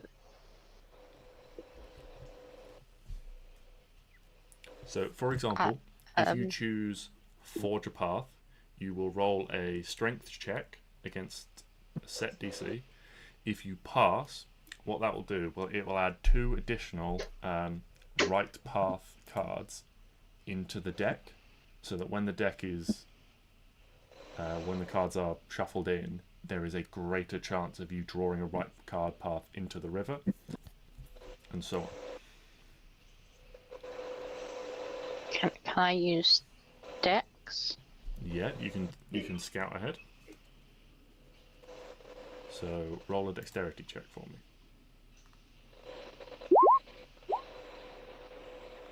12. 12. That is a fail, I'm afraid.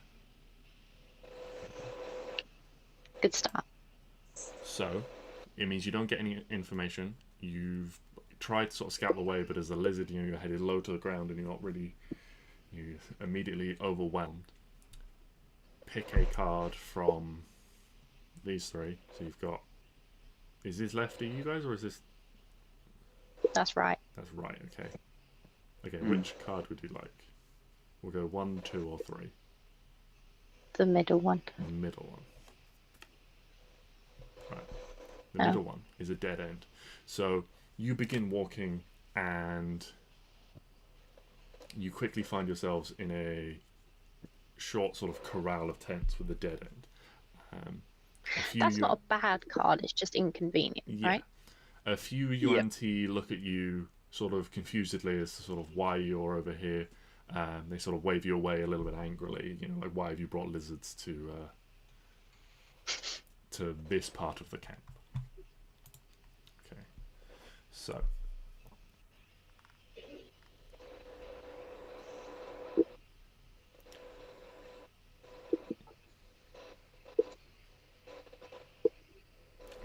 so what happens now is at the end of Arwen's turn, I take these 2 cards away and I put them in the discard pile. The dead end card stays there, and I add 2 new cards.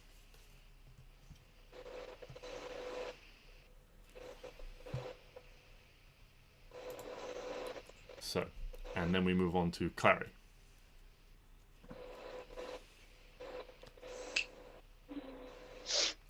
Klari, which action would you like to take?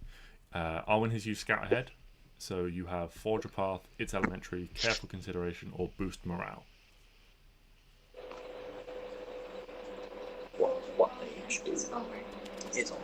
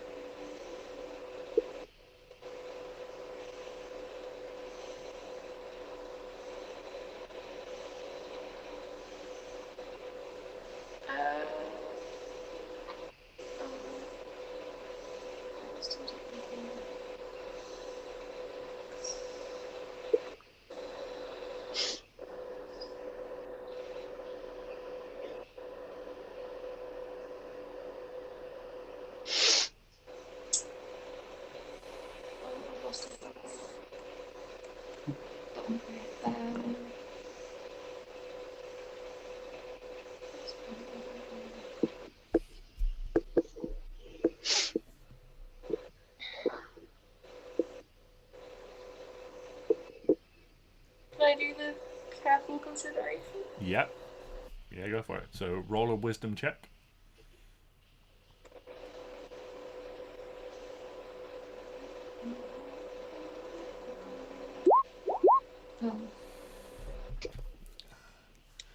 It's unfortunate. So,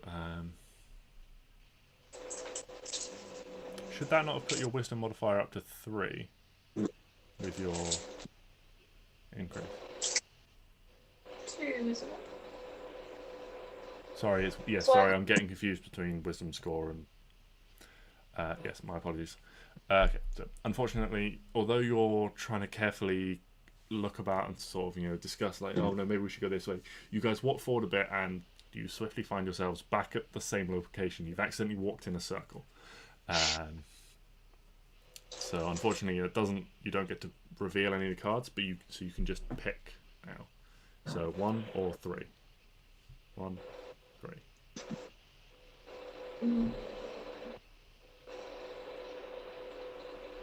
One. 1.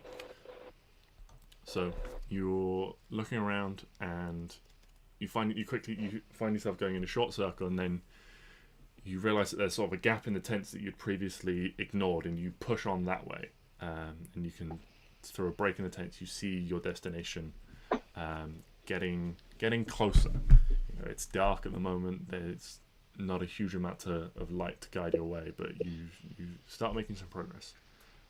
So these two both go in the discard, and 2 new cards get to the river. Stix, you're up. What happens if all of them are dead ends? Then someone has to use boost morale to try and clear some dead end cards. Oh. Or you guys just end up getting stuck for a bit.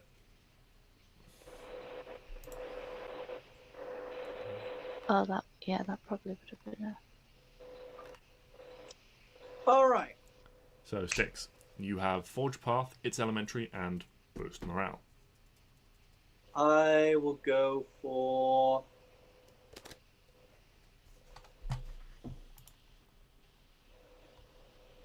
Forge Path. Okay. So Forge Path. roll a strength check. And I will make a note of the number of right path cards you have found so far. Strength. Shit. 7. So you're trying to guide, and maybe it's sort of Lizard Neo's reticence, but he's a bit tentative and is not sort of going with as much gusto or drive as you would like to sort of boldly go. You know, you feel like you're being a little bit suspicious, potentially like sneaking around, and you're trying to act more confidently by forging this path. Pick a card. 1 or 3. 1, 3. 1. 1. Whether by luck or good judgment, though, you still manage to find the right path card and have made another step closer to your goal.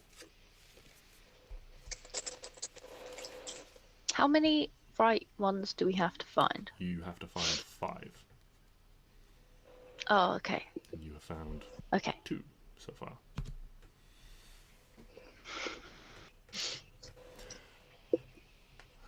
With Stix, we are back to you, Arwen. You have It's Elementary and Boost Morale options. Boost remaining. morale. Boost Morale. Boost morale. Okay. Roll a Charisma check for me. For fuck's sake. Pick a card. We're not Okay. rolling very well. You are No. Three. not at this time. 1 or 3? 3. 1, 3. Three. Okay. 3. So, Oh, for unfortunately, fuck's sake. you're trying to bolster everyone around, give them encouraging words, but you're also trying to sort of keep quiet, and maybe they don't really hear you because you're trying not to speak sort of too loudly and potentially... You're a lizard. You can't speak. I'm a lizard. I'm just going... Yeah, you're trying to make encouraging sort of hissing noises, as a lizard can do, but it is not understood by your companions. Yeah. I mean, I can talk to Klari, but it's... Yeah, I forget. not as a lizard. Yeah, I can. These people talk telepathically. Whole point. No, but we telepathically talk. With our rings. Yes, you do have rings, and you do maintain your... Okay, yeah, you do maintain your mental statistics while in wild shape. So yeah, I suppose you could talk... Yeah. Yeah, you could talk to Clary. That's why I took the ring. Yeah, okay, no, that makes sense. So that I can still talk. Okay. Maybe I it's like- these lizard noises distract Clary or somewhat, or maybe your Clary just sort of gets a Yes. little bit surprised when the lizard, so almost forgetting that it's Arwen, and you guys end up taking the wrong path once again. But that goes in the discard. That comes into play. And we go to Clary. You only have one option left now. it's elementary. What do I need to roll? You need to roll an intelligence check.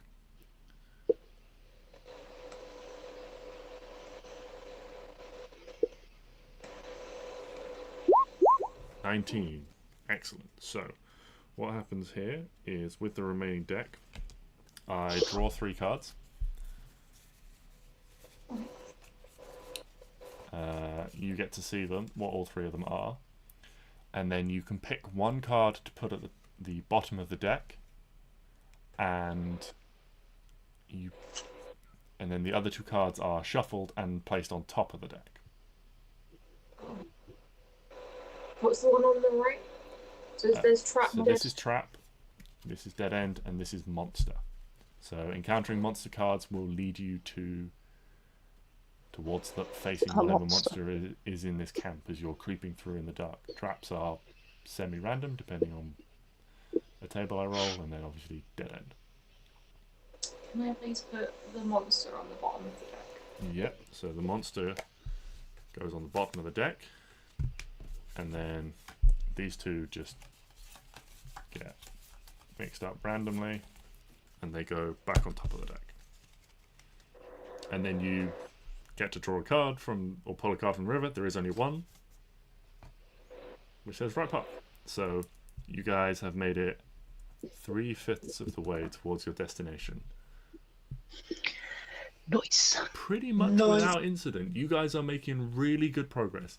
In the dark, you're finding little pathways and tunnels. You're doing a really good job collectively. I'm kind of assuming Stix is on Neo and Arwen's on Klari. No, Clary's on Arwen. The lizard is getting a piggyback. But then that card comes out, and that's whatever. Okay, so we go to you, Stix. All options are available to you again. Morale 1. Yeah, I'm gonna go for the morale one. Okay. Boost some of that morale. Fuck. 9. Whatever it is, the anxiety, the nerves, the tension in the situation, maybe it's just getting you to use Stix, and although you try to say something inspiring, there's a slight sort of quaver in your voice that gives away the nervousness you're feeling that sort of infects the rest of the party, and unfortunately you're stuck as is. But now you draw a card. You've got 2 dead end cards in the river, so you've only got the one option. Unfortunately, it is this trap option.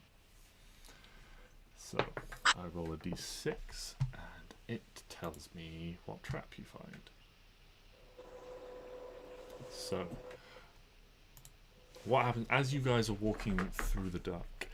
A large, powerfully built, sort of looking UNT wearing armor and carrying a spear walks out in front of you and hisses in Draconic at the party. Clary, you would understand his words to mean, What does he say? who are you? What are you doing here? You're in completely the wrong place. I will just look after sort of getting that information from. Well, I guess obviously, like you've just said that, and I'll sort of look to you. I'm assuming you translate because I can't speak Draconic.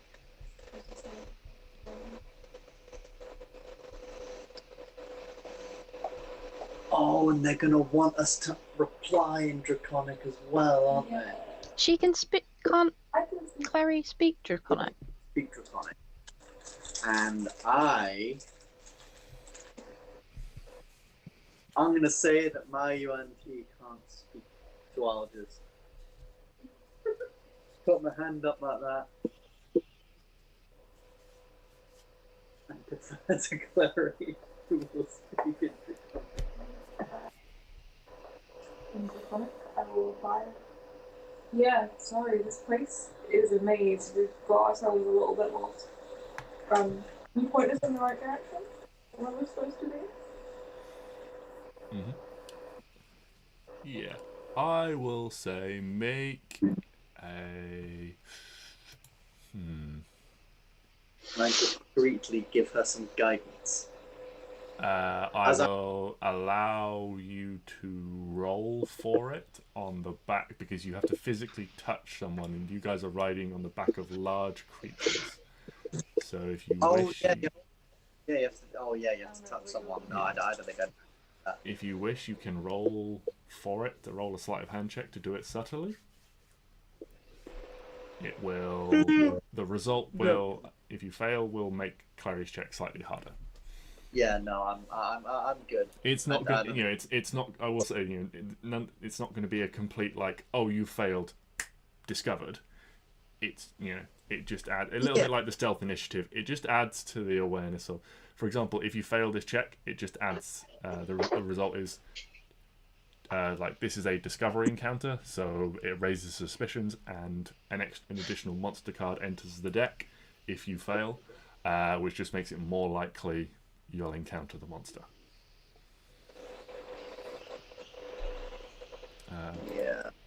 So if you don't wish, that's fine. I'll say persuasion or deception is your choice. It's a little bit of both. This sort of rides the line.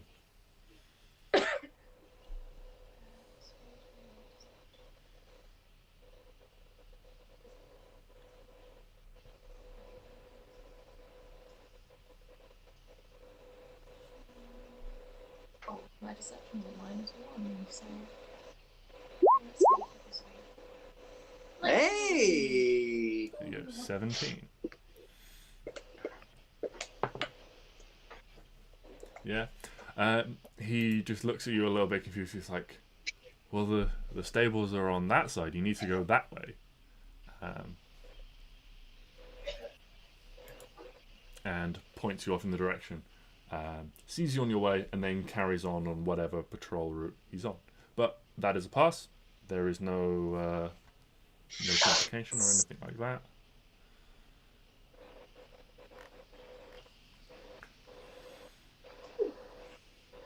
Nice job, Clary. Nice job.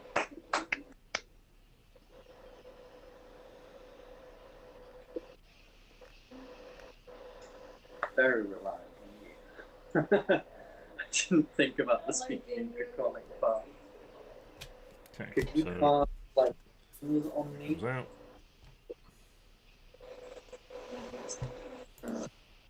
Next card comes in. Stix. You are up. I would like to try and boost morale again. Okay, go for it. Roll charisma. 8. Yeah, this goes much better. With Clary's success, you're like giving her like a sort of pat on the back, congratulatory words. And one of the dead end cards comes out of the game and is replaced. And you can now draw a card. I will go for the card that was just added. Number 2. It's another truck card. Motherfucker! 3. What is number 3 on my dice table? Another fucking crap. Okay, so the direction this guy sent you in, while potentially the right direction towards the stables, is not really where you want to be going. And so you quickly, once out of sight, veer off again back in what you think is the direction you're supposed to be heading in. But as you do so, you find you've taken sort of a weird wrong turning. You seem to be outside some sort of wash tent or something like that, or like cook's tent, and there are many sort of stone or clay like urns and bowls and pots and things like that, all stacked up. Everyone needs to make a dexterity check to make your way through this precarious terrain without knocking over the pots and things and causing a ruckus. Did you say dexterity? Yes, a dexterity check. Dexterity. I would like to lean over and give guidance to the thing I'm on. The lizard? The lizard Neo? I'm on. I think Neo might be more dexterous as a lizard. Probably. Let me double check. Yeah.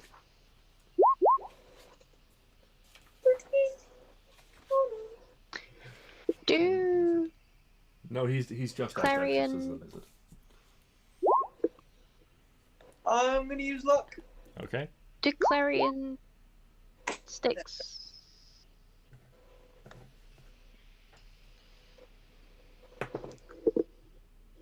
Yeah. So, everyone pass that check.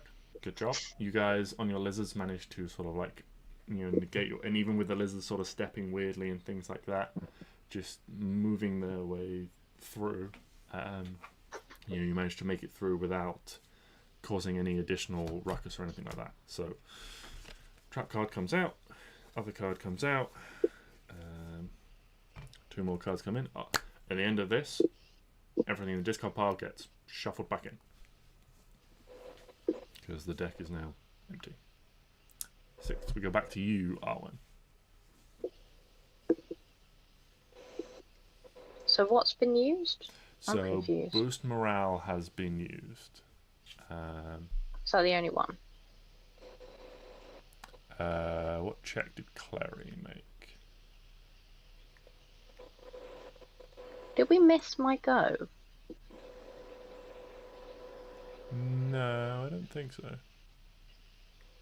Did I miss a check somewhere? Because it went. I don't think I've had my go yet. I was just responding to the. Oh no, because that was persuasion.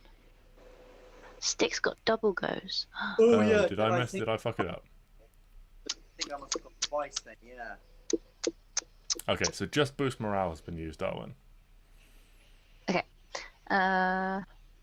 What is there? So forge a path, scout ahead. It's elementary. Careful consideration. Strength. Okay, forge a path. Oh, 22. Excellent. Yeah. So so does that mean we're done? no, what happens is these two, they go into this discard pile. So when everything gets shuffled back in, it is more likely that you will find a right card path. Because now instead of there being 5 right card paths in the... So after this round, I'm going to take this and I'm going to shuffle it. And then we're going to start again because the deck is now out. But now there are 7 as opposed to 5 right path cards in here, so you've improved your odds of finding a right path card going forwards. Oh, okay. Basically, is Fair what enough. you've done. And now you pick a card from here. On. 1. Oh, for fuck's sake. Down. Okay. I changed my mind on the other one. Too late. So, what happens is, although you guys make it through, what inadvertently happens, you make it through the trap and you've like turned off this pathway that this guy sent you down, is you inadvertently stumble across what looks to be the same guard again, and he's like, "Oi, I thought I told you to go over there. Go on, take those mounts back to their stables." What you and he just walks away looking a bit confused, So basically, that is 1 on like discovery. So there's 1 monster card.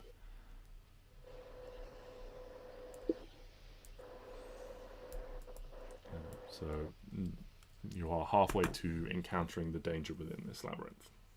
But these come out, and everything gets shuffled. What I'm going to change, because I think it kind of sucks when the dead end cards just sit there and clog it up, is boost morale will always be available. The other options will get locked off as you use them. Okay. Because then you always have an option to clear the pathway ahead of you and potentially find something better.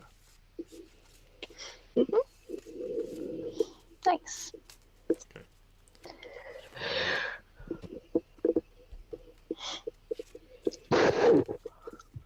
Okay, so that was Arwen. So Klari.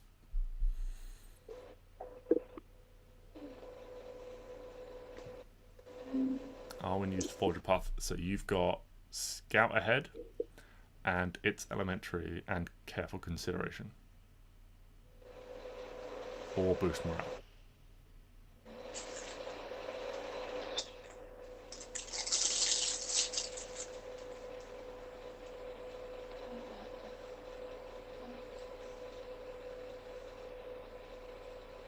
Can I do Scout Ahead?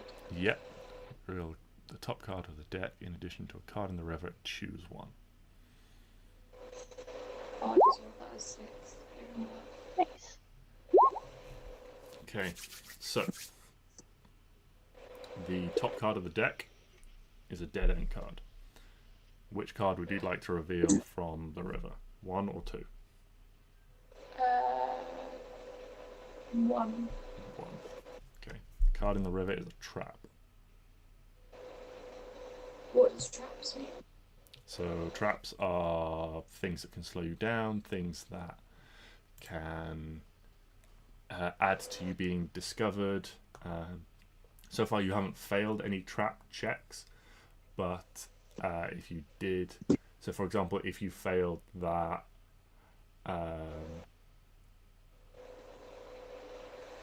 the one with all the crockery, it would have added an additional dead end card to the deck, which would mean it more likely that you guys get stuck being slowed down by hindrances like this.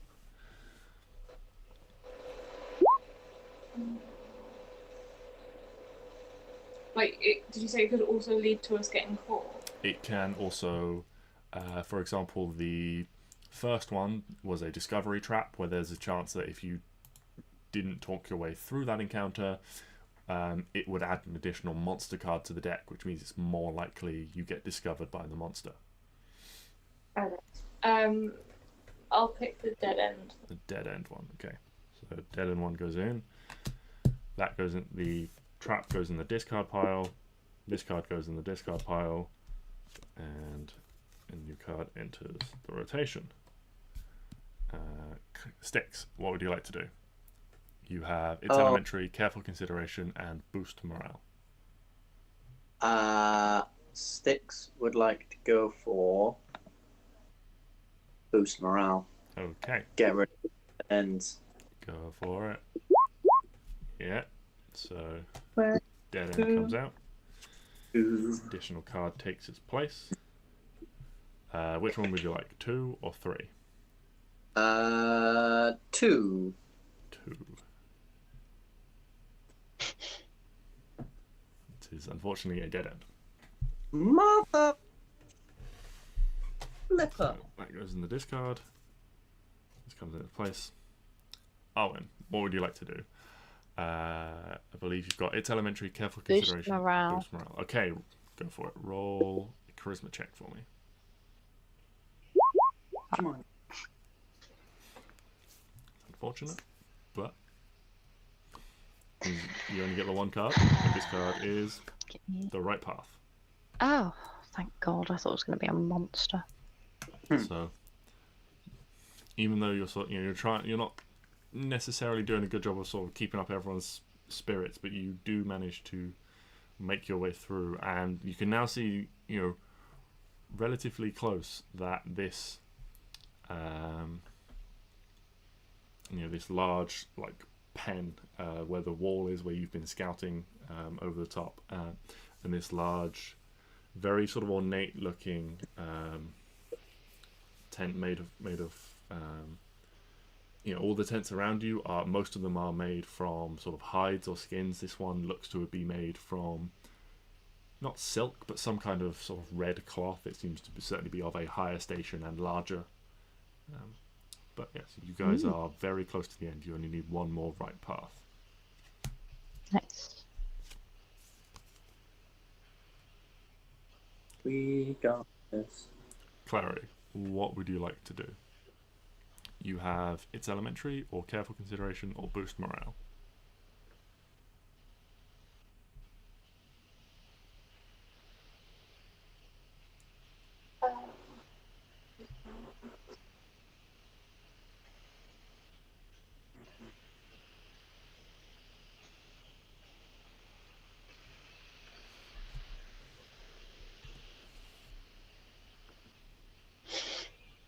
It's elementary. It's Elementary. Draw 3 cards from the deck, choose one, put it on the bottom. Shuffle the remaining 2 on top. Okay. So, the 3 cards from the deck are... one is a trap, 2 are the right path. So put the trap on the bottom. Yep. Trap to the bottom. I mean, these are the same, so they're going on top of the deck. Trap on the bottom. And then you draw a card. This card is the right path. Woohoo! So, Hey! you guys successfully navigate the labyrinth of tents and maze-like structures, avoiding most of the sleeping Yuan-Ti and guards and things, and successfully make it all the way to your goal.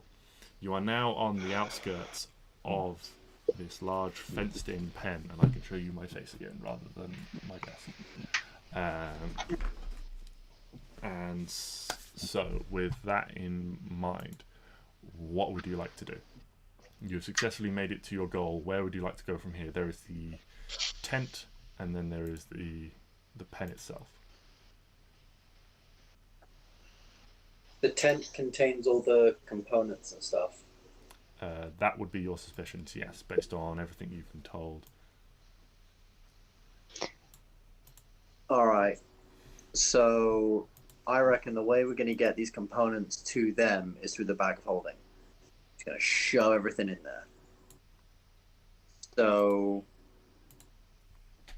are there many guards around? Is there anyone around who might see us go into these places, as far as we can see? So, there are a handful of guards around. You can see that mainly on the gate itself to this area is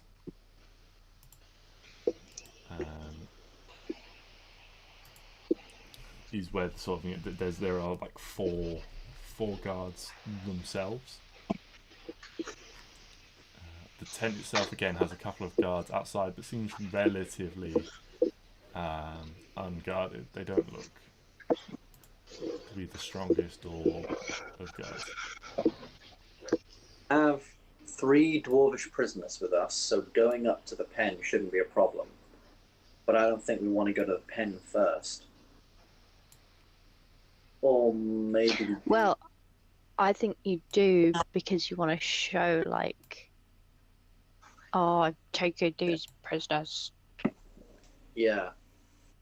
Okay, yeah. Then we'll take these prisoners to the pen first.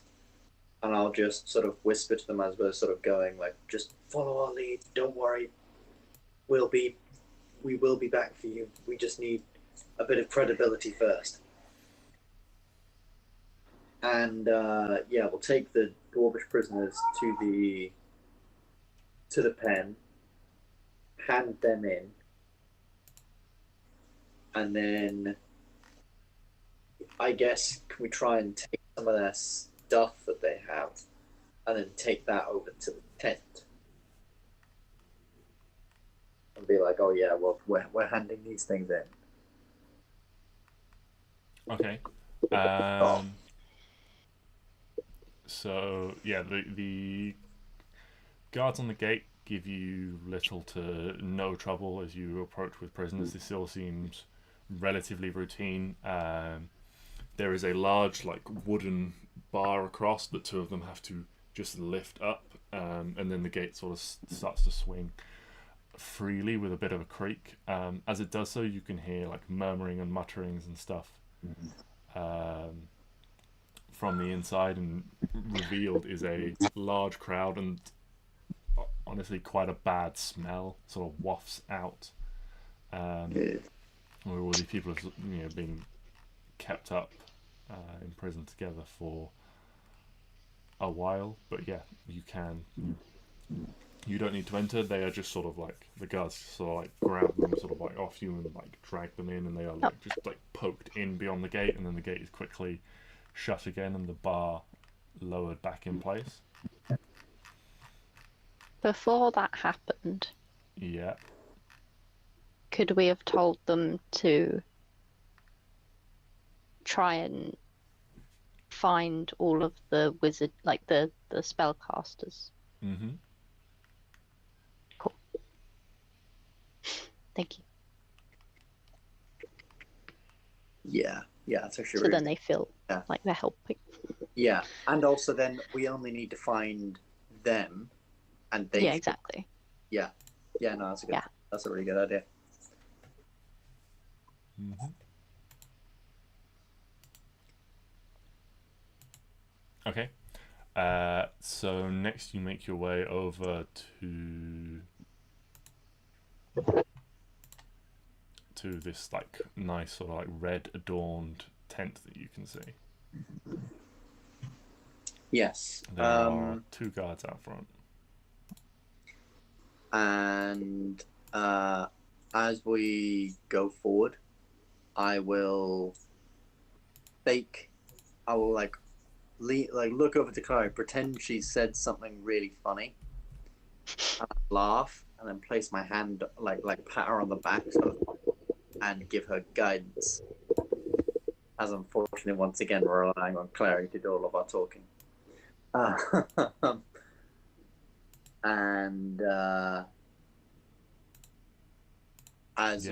up to you. Yeah. Like it's up to you guys if you want to approach front on. Yeah, that's absolutely what you can do. Like, and then maybe say, like, yeah, just say we're here to put some things in with some people's stuff. If you can send me in. Oh no! Fuck! We need the bag of holding from Arwen. But you're a lizard.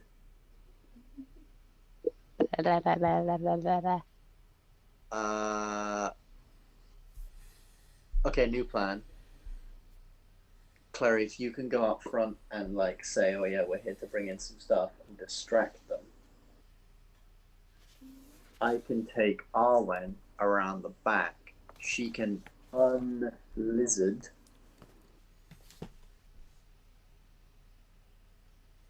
And then, oh fuck. Because my thinking was, I could get inside, put everything in the bag of holding, and then dimension door into the pen. Mm-hmm.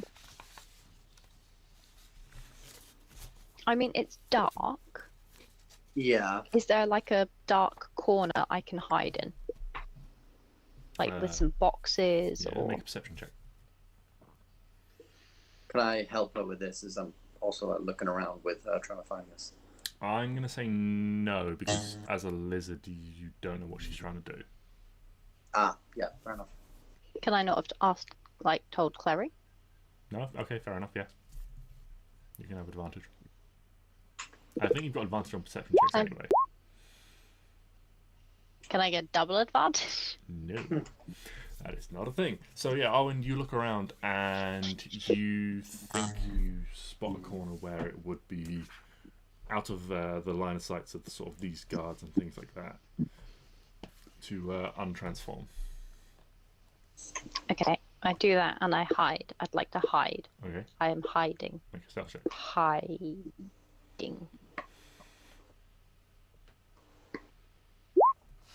Excellent. I'm hidden. You hide very well in the darkness. Good. And then this pale hand comes out with this small bag. I don't know where the hand is coming from. Just comes out Better of the give that back.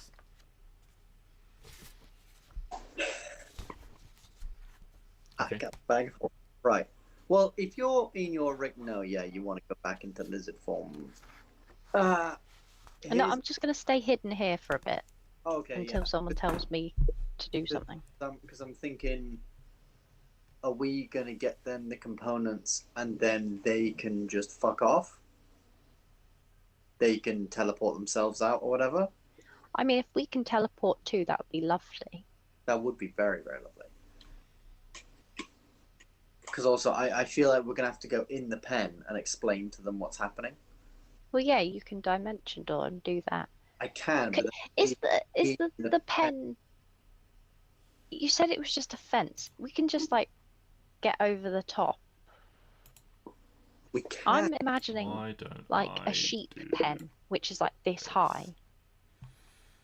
We can. I mean, you could like, you know, do some. Oh, like pass without a trace. You could like try and pass without a trace us, and we could like climb over. Ah, yes, this is very helpful. And Oh, I will put I you was on the map. yes. Oh, sticks. Text. Before you dimension door, give your the face thing Mm-hmm. back to Neo, so he can He can become a UNT and not a big lizard. not a lizard, Yeah. because Okay. you'll be in there and you'll look like a prisoner and all that, and it'll be fine. Yeah. So okay. So I'm assuming this is the tent here with Yes. the stuff. Vaguely red square. Yes. Okay. So yeah, here's what Stix would do. I think Arwen is like hidden in a corner. We're all like hidden in this like area. Yes. Neo is Neo still a lizard? Neo is Neo's still a big- lizard because Arwen is still concentrating on that. He cannot be not lizard unless Arwen makes him not lizard. Cool. In which case, while we're hidden here, I will say, Clary, if you can speak to the guards outside the front of the thing and distract, or no, maybe ask them if we can go inside first. Maybe you and me just go up and maybe just ask if we can go inside. Because what's the point in trying to sneak in if because then they'll know we're inside, so then if we suddenly don't come out, that would be weird. So maybe you go up to them and ask if you can be let inside to take something in, and I will try and sneak around the back. Or maybe no, you're better at sneaking. And the cloak of the mountebank doesn't have to be attuned. Are you New okay plan. with that? Yes, new plan. I go to the front of these guys and ask to be let in. Clary Mhm. around the back and goes inside with the bag of holding. Clary sneaks inside from the back and starts shoveling, stuff in. If I'm let in, I can go in and help her. If not, I'm just I'm a distraction for the guards in front, right? Mhm. Then if Clary just gets all the components, because also she's a wizard, well, arcane trickster. She knows what components are meant to go in these things. Mhm. She puts stuff in a bag. She uses the cloak of the mountebank to teleport into the main, into the pen with the prisoners. Hunky dory.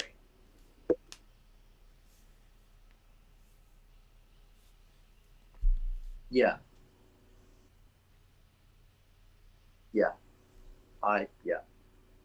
Okay. I like that plan. So Arwen is staying with Neo for the time being. Yes. Is Neo in kind of a back alley? You guys are kind of like tucked in, like in sort of like a dark spot between some tents. You can hear the soft sound of people breathing heavily in their sleep around you. Okay. I'm going to unconcentrate and stick the thing on his head. Oh, wait, no. I'm just going to unconcentrate and he can hide with me. Okay. Sorry. I will have Neo roll a stealth check. Hold on. I said hold on before you rolled. I'm Yeah, if you going can to pass without a trace. Yes, I am casting Pass Without Trace. Where is it? There it is. Right, now you can roll. Okay. I just need to double check his modifier. I believe it's only +1. But if it is only +1, Neo gets a 22. Well, that bloody miracle, that's never happened in his life. It's more just the fact that he doesn't have to move at all after you maneuver the lizard Neo. And he just kind of remains sort of lying on the floor for a little bit before he just sort of looks around and he stands up. You see his tongue sort of sneaks out the corner of his mouth temporarily. You seem to have enjoyed being a lizard. Can't eat flies anymore. So, okay. It's not dignified. So Arwen and Neo are hiding there. Stix and Klari. Neo, she won't open. Stix and Klari.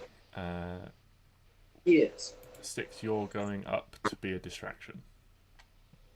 Yes, I'm going up to. I'm giving Clary my cloak of the mountebank and the bag of holding, and then I am going up and being. I can't speak Draconic.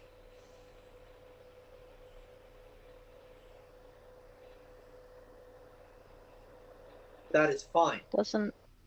I will change the nature of my illusion so that my tongue is no longer there.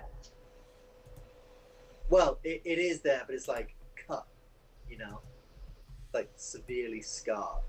And I have a big scar on my neck. Yeah, that's the plan. Okay. Then I'm gonna go up to them with like, you know, some of the dwarves things, and I'm gonna sort of hold it out and just be like,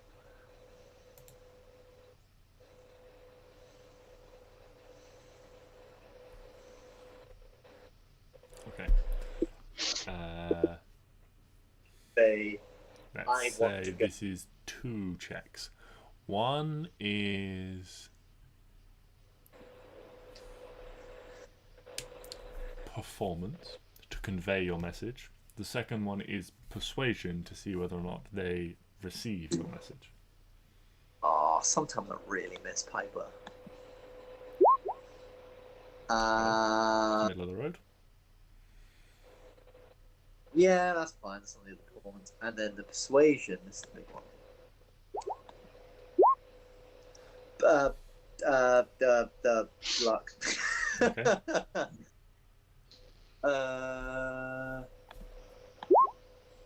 That's better. Okay. I feel like such an asshole. So you don't understand the reply that comes. You do understand that there seems to be some sort of laughter involved. That you do pick up on. But it's Can I also like tap my ear and go,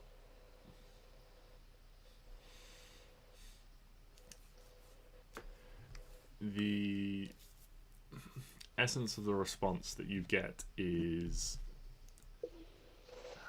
to basically just leave the stuff on the ground.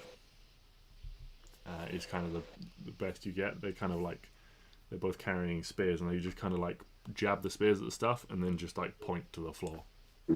And then they do like this, and you know, like to just do it quietly, because they can see you've got like sort of like armor and stuff like that you're carrying. yeah, I'll slowly lower it down, and then can I? Have I? No, I wouldn't have seen. Clary's stealthy as shit. I wouldn't have seen her go in. but I know she's going around that way. Mm. So to try and be a bit more of a distraction, can I like start to lower it down, and then maybe just like like I'm lowering it down, holding it with my fingers, but then maybe like it slips, and I drop some of it, and it sort of clatters a little bit. Yeah. Yeah. Okay. In response to this, you get like cuffed like around the head, and then more like insistent like shushing noises, and what you can probably quite infer is like strong Yuan Ti insults, and then lots of like gesticulation to basically tell you to just fuck off. Yeah, I'll sort of hold my hands up and sort of, like a very, very weak boy, just sort of take many steps back, almost trying to slide my feet along the ground so that maybe Klari, with her really, really high perception, might be able to hear me going away. Obviously, she's heard all this. She's heard what they're saying, so assuming that she's going around the front. But going around. Yeah. So, all right. Well, we will find out what happens in a moment. Klari. So, you sneak your way around the back. Stepping sort of through the tents and things like that, and quickly make your way up behind this tent. You can see it looks to be some sort of heavy cloth-like material. Was probably once a brilliant red, but it has faded somewhat in the sun. Bits of gold thread you can see have been woven through in many sort of fraying patterns. What would you like to do? You are essentially up against the side of this tent, out of sight of the guards out front.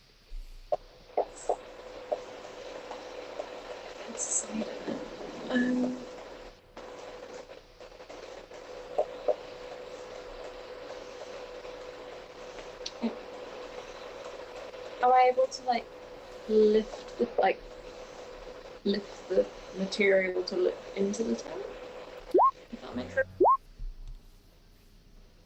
So the way these tents are constructed, you sort of go to lift it and you realise that like the side is like tucked underneath, or the floor is like there must be some sort of floor inside that's connected to the side, so there's not a liftable bit. If you want to get in, you'll probably have to either cut your way in, or you could potentially sort of like there might be like a gap if you sort of like figured out where a few of the like a join was, and you could like split the join open a little bit.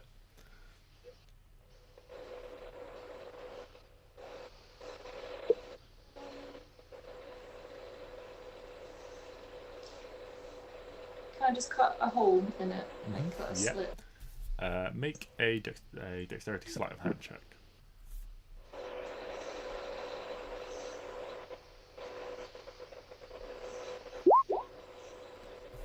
30. Fucking hell. Alright, yeah, so very, very quietly, when there's, with just the right amount of pressure so that it cuts very cleanly but without making any sort of like ripping noise, keeping a good amount of tension on it, you slice a very neat hole almost on where one of these sort of folds are, so even from the outside someone sort of casually walking past wouldn't even notice like a big rip or anything like that in it. Big enough for you to slip your way inside. You get inside and there's a small square tent. You can see it has a high vaulted ceiling on the inside. In one corner there is a large bed that seems to be made up of sort of like a nest of pillows. You can see that there is a figure sleeping in that. There is a table and a desk, or like a bureau type thing on one side, and in the centre there it seems to be some sort of large copper tub or bath.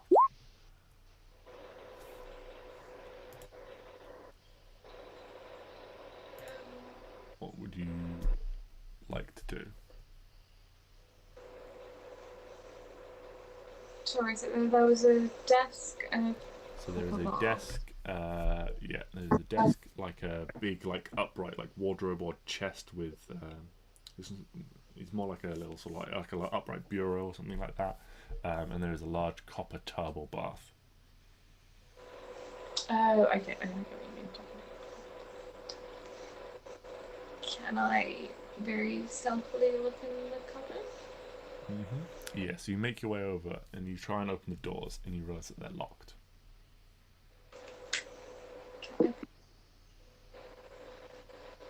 Yeah, you can pick the lock. Make a thieves' tools check.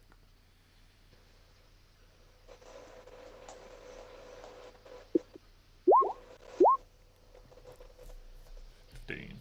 So you manage to slip the lock. It's not overly complex, but you manage to make your way past its defences.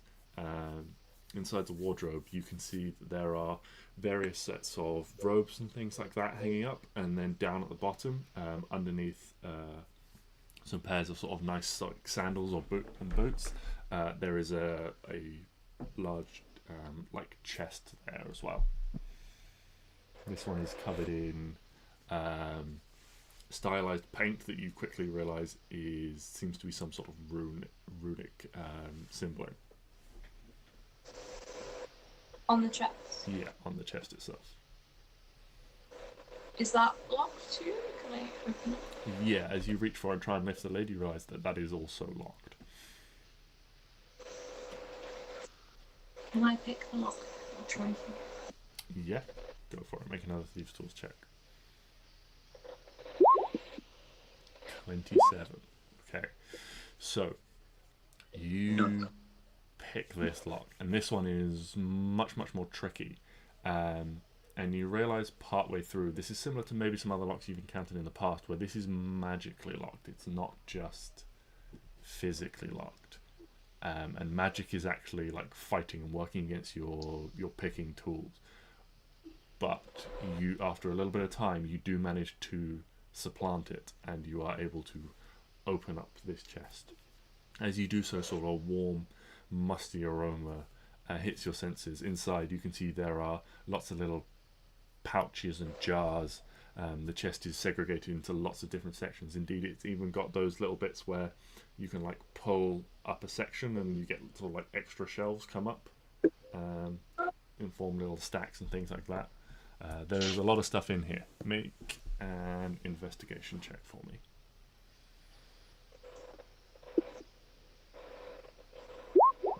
5. You're searching through a lot of this stuff, and it's dark. A lot of this is written in a language which, although you are familiar with, is not your first language, so you're having to take a little bit more time to just carefully read some of these things. It's taking you a lot of time. About this time, you hear a large bang and a clatter from outside as Stix drops the armour outside, and the figure in the bed stirs noticeably. I didn't know there was a guy in there. Can I put this chest in the bag of holding? The chest is too big to fit in its entirety in the bag of holding. How long would it take me to grab each individual item and put it in the bag of holding? It would take you a few minutes to grab everything and throw it in the bag. You can try. It's just a matter of sort of how quickly you can sort of like scramble it all in. Go stab the guy. Well, is it a guy in the bed? I assumed it was this scary. But I was just scared that if I try and attack whoever it is, that it will just wake them up and make a Yeah, that might be true. Yeah, is it like a regular dude in the bed, or is it the woman? So in the dark, you can see this looks to be a female figure. In this cut, you are in what is clearly, of all the tents you've seen, the most ornate tent in. She in her tent, so I assume the person I sleeping didn't in the hear tent. that. I thought this was just like a random. Yeah, don't fuck with her. Yeah, that's not. Ooh.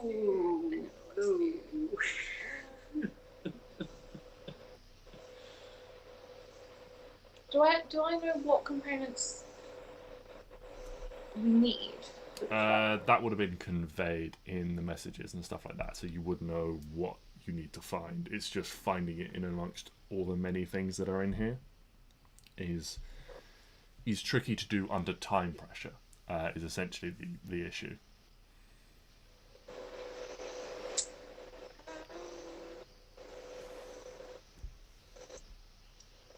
So it's up to you. You can try and sneak out, come back with like Arwen or Stix or someone, and they can try and help you look.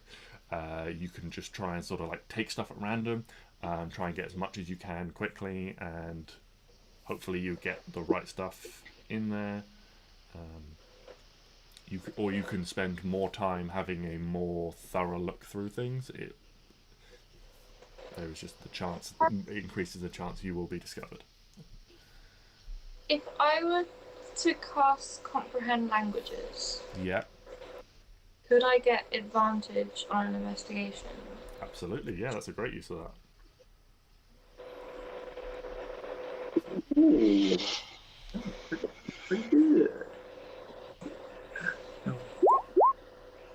19. Oh, the advantage Yeah. save. So you've started taking some of these things out, sort of moving them around. You're like trying to figure it out, and then you pick up a box, and written in script that reveals itself to you is something that says chalk. And initially you're like, well, this doesn't. Why would chalk be in here? And then you're like, oh yes, magical chalk is what's needed for teleportation circles. And so this box, and you quietly slip this box as the sticks of chalk inside rattle very slightly into your bag of holding.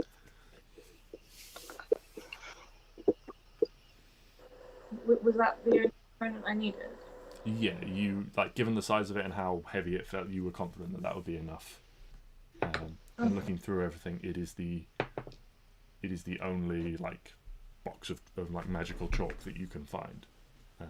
There are lots of other things in there that you could potentially take as spell components and things like that if you wanted to. A lot of them are relatively mundane on their own. There are a few trinkets of note. There are a handful of pearls and things like that in there for things like identify spells and stuff. A couple of pieces of sort of jade or ruby for various other spells. I'm not going to push my luck. Okay. Can I just close again and leave the tent? Okay. Yeah. Back to My Well, adventure. seeing as you've got this far without making one, I will say make a stealth check at this point. You can dimension door into the pen with all the dwarves if you want. That was the plan. Oh, I'm going to pen. Oh, okay. Is the dimension door make noise? No? Okay, then can I dimension door into the pen? Absolutely, go for it.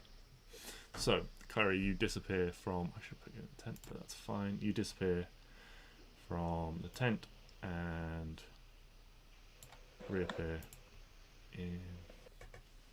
There is a moment of sort of, surprise and shock, and several people are like, what? Who? What happened? Who? And then you hear a voice from like, shush, I told you, shush. Did you get it? Yeah, I got it here. I'll pull it out of the bag. Alright, everyone, group up. And you see, a group comes towards you. And they all start, you open up this box and they all start, taking out bits and, spreading out. One thing I probably should have mentioned before, but you would have been told that this spell takes a minute to cast. And so for that minute, you will have to ensure that nothing interrupts these individuals. And so you see several of them spread out. They sort of try and clear patches. People push up against the walls and things like that, trying to clear what little space that they can. People in the dirt and stuff like that. People almost spread out blankets and stuff like that, so they've got a better surface to try and draw on rather than the ground itself. And then a whispered sort of 3, 2, 1. goes through the group, and you see all of these figures start frantically trying to draw on the ground. At which point, sigils all around the inside of the pen flash with red light. Oh, fuck, they had alarms! Oh, shit, they had fucking alarms! And I would like everyone to roll initiative. Fuck! No! So, We're so fucked. So dead.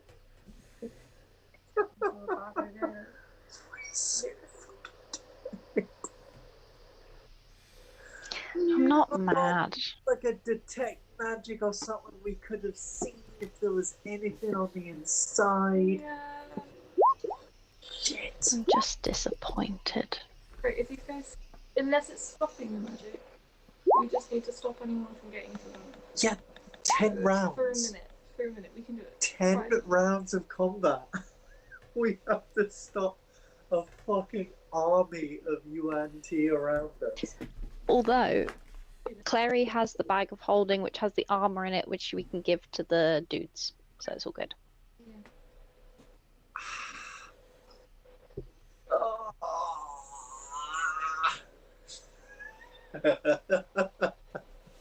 Shit. so Oh no. just need No. initiative from.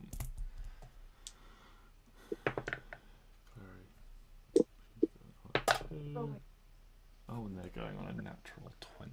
Cool. No, that's investigation. I can't read. I'm so No. confused. Oh! Oh, I hate going first. I always get like the good rolls and initiative, but I don't want to go like first. Second.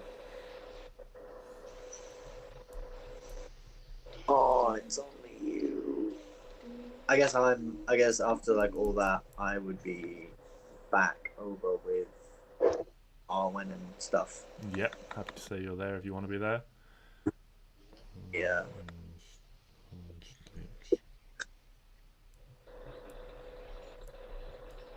Well, I do have an idea. I don't. My idea depends on them rolling a shitty initiative, but I do have an idea. And that idea is entirely based off a fucking moonbeam.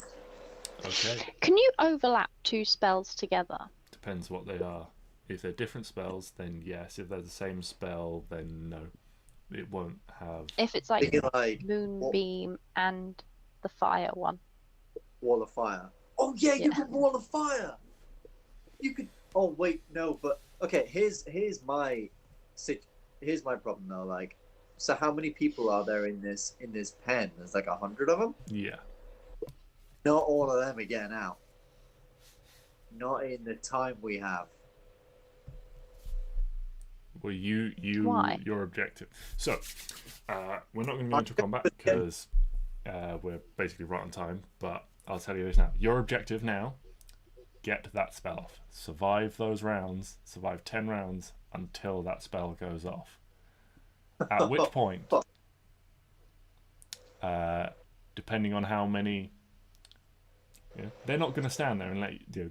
You've seen how the dwarves operate. They're not going to stand there and just leave you guys to yourselves. So rather than having a fuckload of dwarves join combat, I will put some enemies on the map. Those will be the ones that you guys have to deal with.